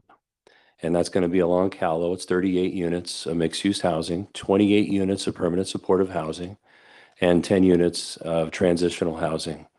Some of those transitional housing units are going to be also in collaboration with Washington State Correction Centers for Women to help reduce recidivism and be able to come right into that transitional housing program. As I mentioned, the 28 units of permanent supportive housing. I knew that when Pendleton Place was constructed, I heard there was a waiting list still, so there's still a need. And so we're excited to bring in 28 more units of that. And then a few months ago, we signed an MOU with Bremerton Housing Authority to bring in 90 units of affordable housing to the city of Bremerton. It'll be on the north end of our property. And so these strategic partnerships have been very incredible for seeing the community come around. I'm hearing a head cold. It's coming through the mic. Sorry. A little congested today. But on the first floor of that, we're also planning a child care center.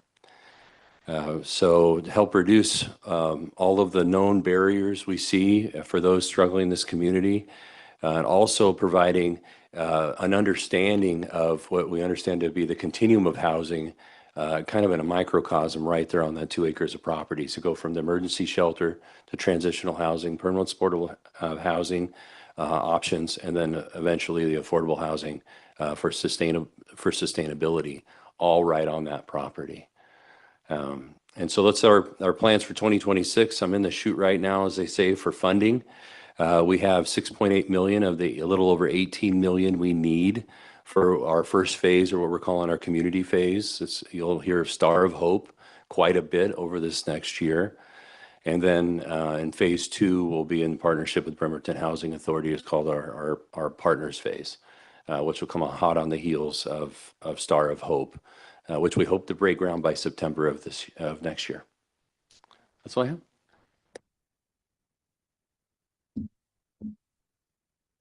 Joe, I have a quick question for you. Are the 38 units coming online all women and children?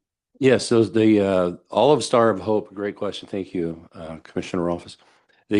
Are all sort of centered around women or women with children. The affordable housing is going to be open to all.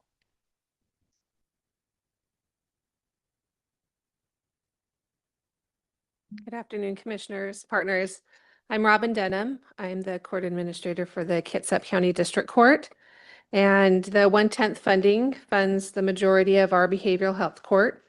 And our behavioral health court's job is to enhance public safety, reduce recidivism, and promote recovery through accountability, treatment, and community. We align with the county's goals of promoting behavioral health stability and supporting individuals with co-occurring mental health and substance use disorders through collaborative, evidence-based practices. Our 1/10 funds a compliance specialist, a couple master levels, behavioral health specialists, and a part-time public defense.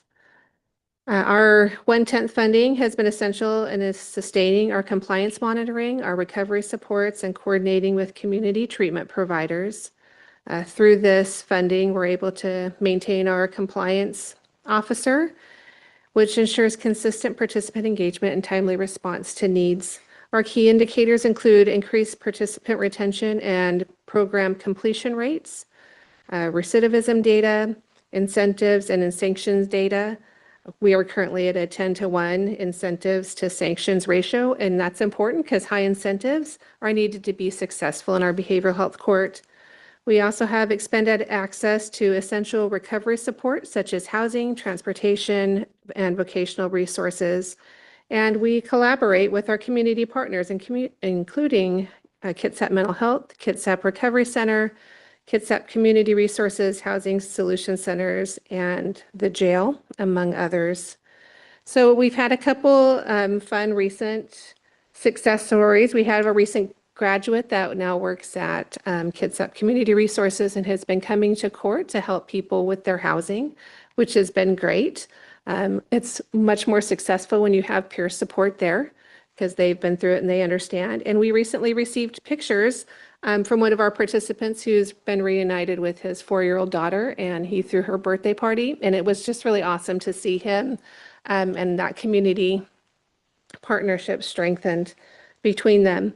So some of our goals is this year we redid our phase structure to be more in line with therapeutic court oh, my mind just went blank.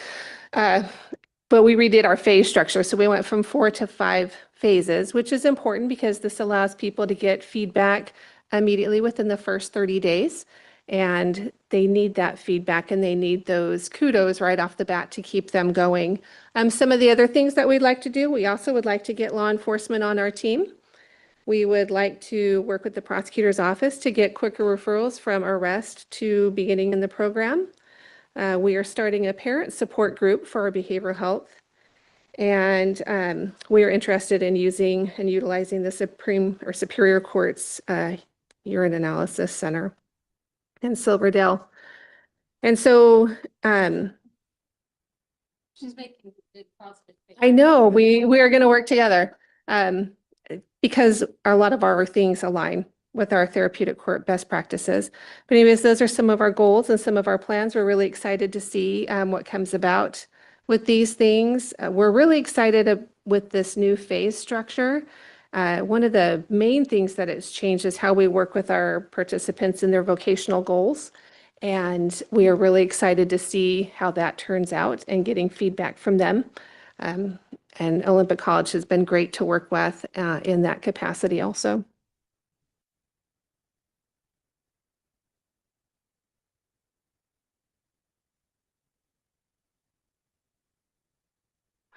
Good afternoon, community partners and commissioners. Thank you guys for your time. I appreciate it. My name is Brian Craw. I'm the Crisis Services Manager for the Coffee Oasis. The Coffee Oasis is a Christian nonprofit organization dedicated to creating pathways of opportunity for youth to be restored heart, soul, and body. We love to bring the hope of Christ to the pain of the streets. Funds from the 1/10 grant help us to provide critical crisis services for young people who come to us in need. Many of these youth are navigating trauma, homelessness, addiction, and mental health challenges. Through support groups, harm reduction classes, and crisis and substance use navigation services, we are able to walk alongside them on their journey towards healing and restoration. And what that looks like is offering, so we have drop-in centers all across Kitsap. We have one in Paulsbo, one in Bremerton, and one in Port Orchard. And we are able to offer crisis navigators in each one of those locations in these classes there.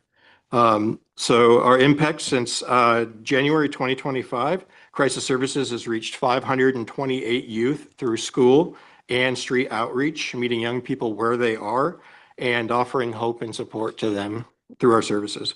Throughout 2025, Crisis Services has also provided 58 restoration and recovery support groups, giving youth a safe space to find healing, support, and community amongst one another. Success stories. There's a couple of examples that I can give you guys. In 2025, a youth in Bremerton experiencing homelessness entered our shelter after leaving an unsafe environment in Tacoma. She was struggling with suicidal ideation, depression, and anxiety. After meeting with a crisis navigator, she shared that she wanted to receive a mental health evaluation and that she wanted to get connected to counseling services. The very next day, navigators were able to accompany her to walk-in intake hours at KMH, and she was able to get as an assessment and also counseling services. Last month also, a young man in Port Orchard approached one of our crisis navigators at a gas station, recognizing them for a local Coffee Oasis from the Coffee Oasis drop-in center. He shared that he was tired of living on the streets, wanted to stop using drugs and alcohol, and hoped to provide for his baby. That same week, Crisis Services was able to work alongside him to get him into detox, and that was at KRC, so we're grateful for KRC very much. And that just, helped support him in his first steps towards recovery. And in Port Orchard, a young man in crisis came to us ready to give up. With our team support, he entered short-term emergency housing through a community partner. Since then, he stayed engaged and is working towards stability and independence. An example of the transformation that happens when youth know that they're not alone and they have people to walk alongside them. So I guess 2026 goals and plans, a couple of things that we have. is that we would like to be able to get another navigator for our Bremerton location. We would also like to be able to offer restoration and recovery support groups at all of our locations. Right now, it's only out of Bremerton, and we've done a few in Paulsbo, but we would like to see it spread out to all of our locations. What's beautiful, I think, about these types of support groups for youth is a lot of the times they don't want to take advice from adults, but they will listen to one another. And I think there's something beautiful about a support group that is kind of open question formatted and kind of allows people to work through their problems. So we see a lot of beauty come out of that group. We'd also be offering twice monthly crisis-related harm reduction and life skills programs at our drop-in centers for 2026. These classes will cover a range of topics like overdose awareness. We partner with the Department of Health and we get Narcan, and so we train people with Narcan because that tends to be a bigger problem than we'd like to see in our youth populations. It's a sad thing, but it's a truth. We would like to teach them more about anger management, how to cope with anxiety, addiction support, de-escalation skills, things like that. All these things are practical and help our youth navigate different challenges in their life.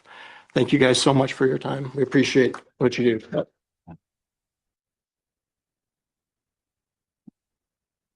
Okay, and our last presenter, Homes of Compassion. Good afternoon. I'm Scott Willard, Executive Director for Kitsap Homes of Compassion. We have 20 homes throughout Kitsap County, all the way from Port Orchard to Kingston, Bainbridge Island. This last year and a half, we've opened 3 homes that are now certified recovery homes. 2 of those for men and 1 of those for women. Really could not do what we do without everyone sitting around this table. So it's an honor to be with you all and to listen to what amazing things you're doing. Kitsap Homes of Compassion, really our jam is getting people off the streets and creating housing for people that otherwise couldn't afford it. The majority of the people that are living in our homes are elderly and have chronic health concerns. We have some that have significant mental health issues as well. Now with our recovery homes, we're working with folks that have substance abuse issues as well. We have been on this track over the last, almost 8 years now of trying to figure out how exactly to impact homelessness in such a way that we can truly end it. It's not enough to provide housing. It's not enough to provide services to folks to help navigate the housing system and to help folks find housing and get settled in housing and to maintain their housing. We also moved forward 3 years ago with becoming a licensed outpatient mental health provider. And today, with all of our integrated services, service about 250 people on any given month.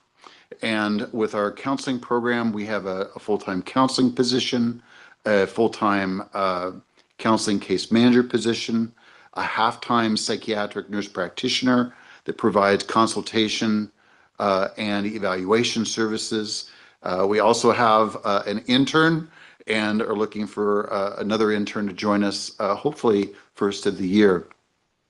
So we're making significant impacts, and what we see is that when we integrate those services, we really are able to see lives change. One of our most profound success stories is this family who have been all over Kitsap County for the last 20 years. Moving from camp to camp, a trailer to, having a brief stay in a house and then getting evicted because of not being able to maintain things. The husband as well as the wife both have significant health concerns as well as mental health issues. And they added to the family constitution, I'll say constitution for now. Constellation is the word I want.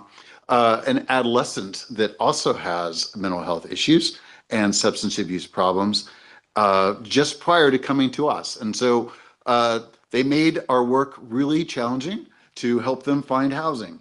But we were able to do it, and we helped them to find housing. It took us 6 months to get them into a home, utilizing Housing First funding, as well as our mental health grant to provide counseling supports to that family. Literally, we have that family in our office twice a week to provide the level of support that they need between the three of them to be able to maintain their housing. And that's the commitment that we've made to the community. We started our counseling services because we felt like people that are coming off of the streets have encountered significant traumas that are unique to the population we serve. And so we really, as we look for staff, we're looking for staff that have had some amount of lived experience or who have substantial experience working with the homeless population. Looking forward, we are really excited this year to be able to provide some housing assistance dollars to a minimum of 20 folks living in our homes that have mental health diagnoses, so that we can take some of the challenge and crisis off their shoulders to be able to afford housing. So that's something new going into this year that we're excited about. We're also hoping, due to the stability of our program now, to be able to open our doors to our counseling program. Historically, we've only provided counseling services to the folks that have been engaged in our programming, either directly in our housing or people that are utilizing our housing case management services through Housing First or foundational community supports. But we're hoping to be able to open our doors to other housing agencies so that we can help folks that are dealing with these unique challenges to be more stable. So that'll mean more group work, more individual work. We've been really enjoying our partnership with the North Kitsap Recovery Resource Center. We have a counselor and a intern there now 2 days a week. And that has been an amazing opportunity to meet people where they're at, because there's no barrier at all to accessing services. And so that's been exciting. We've been providing alongside of the resource center. I had it on the tip of my tongue 5 seconds ago. It's not AA. It's oh gosh, what's that? Yeah, no, not Celebrate Recovery. Smart Recovery. We've been providing smart recovery services. Thank you. It took a village, but we got there. We've been providing smart recovery group services, and that's really been a fun experience to be involved with that project. And so thank you for this opportunity and the opportunity to share with you. And thanks to the village for the words, because they were not coming. Well, we just have a few minutes, and I want to ask the two commissioners if they have questions or things they want to say to wrap up. But before we do that, I want to ask Doug Washburn or Hannah, but I prepped Doug because I sent him a Teams chat. I don't know if he sent it to you. Can you let us know who is not at the table, but who's part of the program, just that we're missing today? Okay, can you tell us? But I'm not putting anybody in the spot. I just want to be able to fill in all the dots.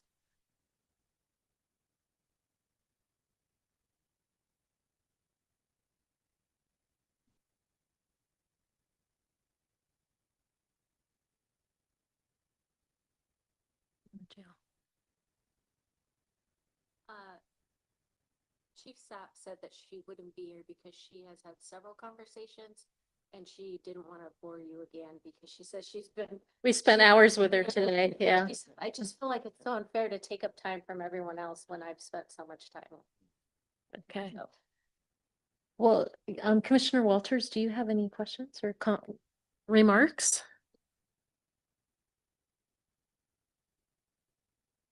afterwards, but I just have some comments just to say, oh my goodness, thank you. I think this is what we've heard from our community is that, and the other elected officials is that they really want a deep dive. They want to know, like, what are we spending this money on? And why are we like peanut buttering it? How come we're just not like buying one thing with it? And so I think this shows how everything is interrelated and how you are all working together and it is an integrated system. And so I hope that we can all take this away and as we can share with our constituents and with the other electeds about how important this funding is and how it's making such an integral difference in our community. And we are kind of raising all the tide. So thank you. Thank you. You're just doing such important work in our community.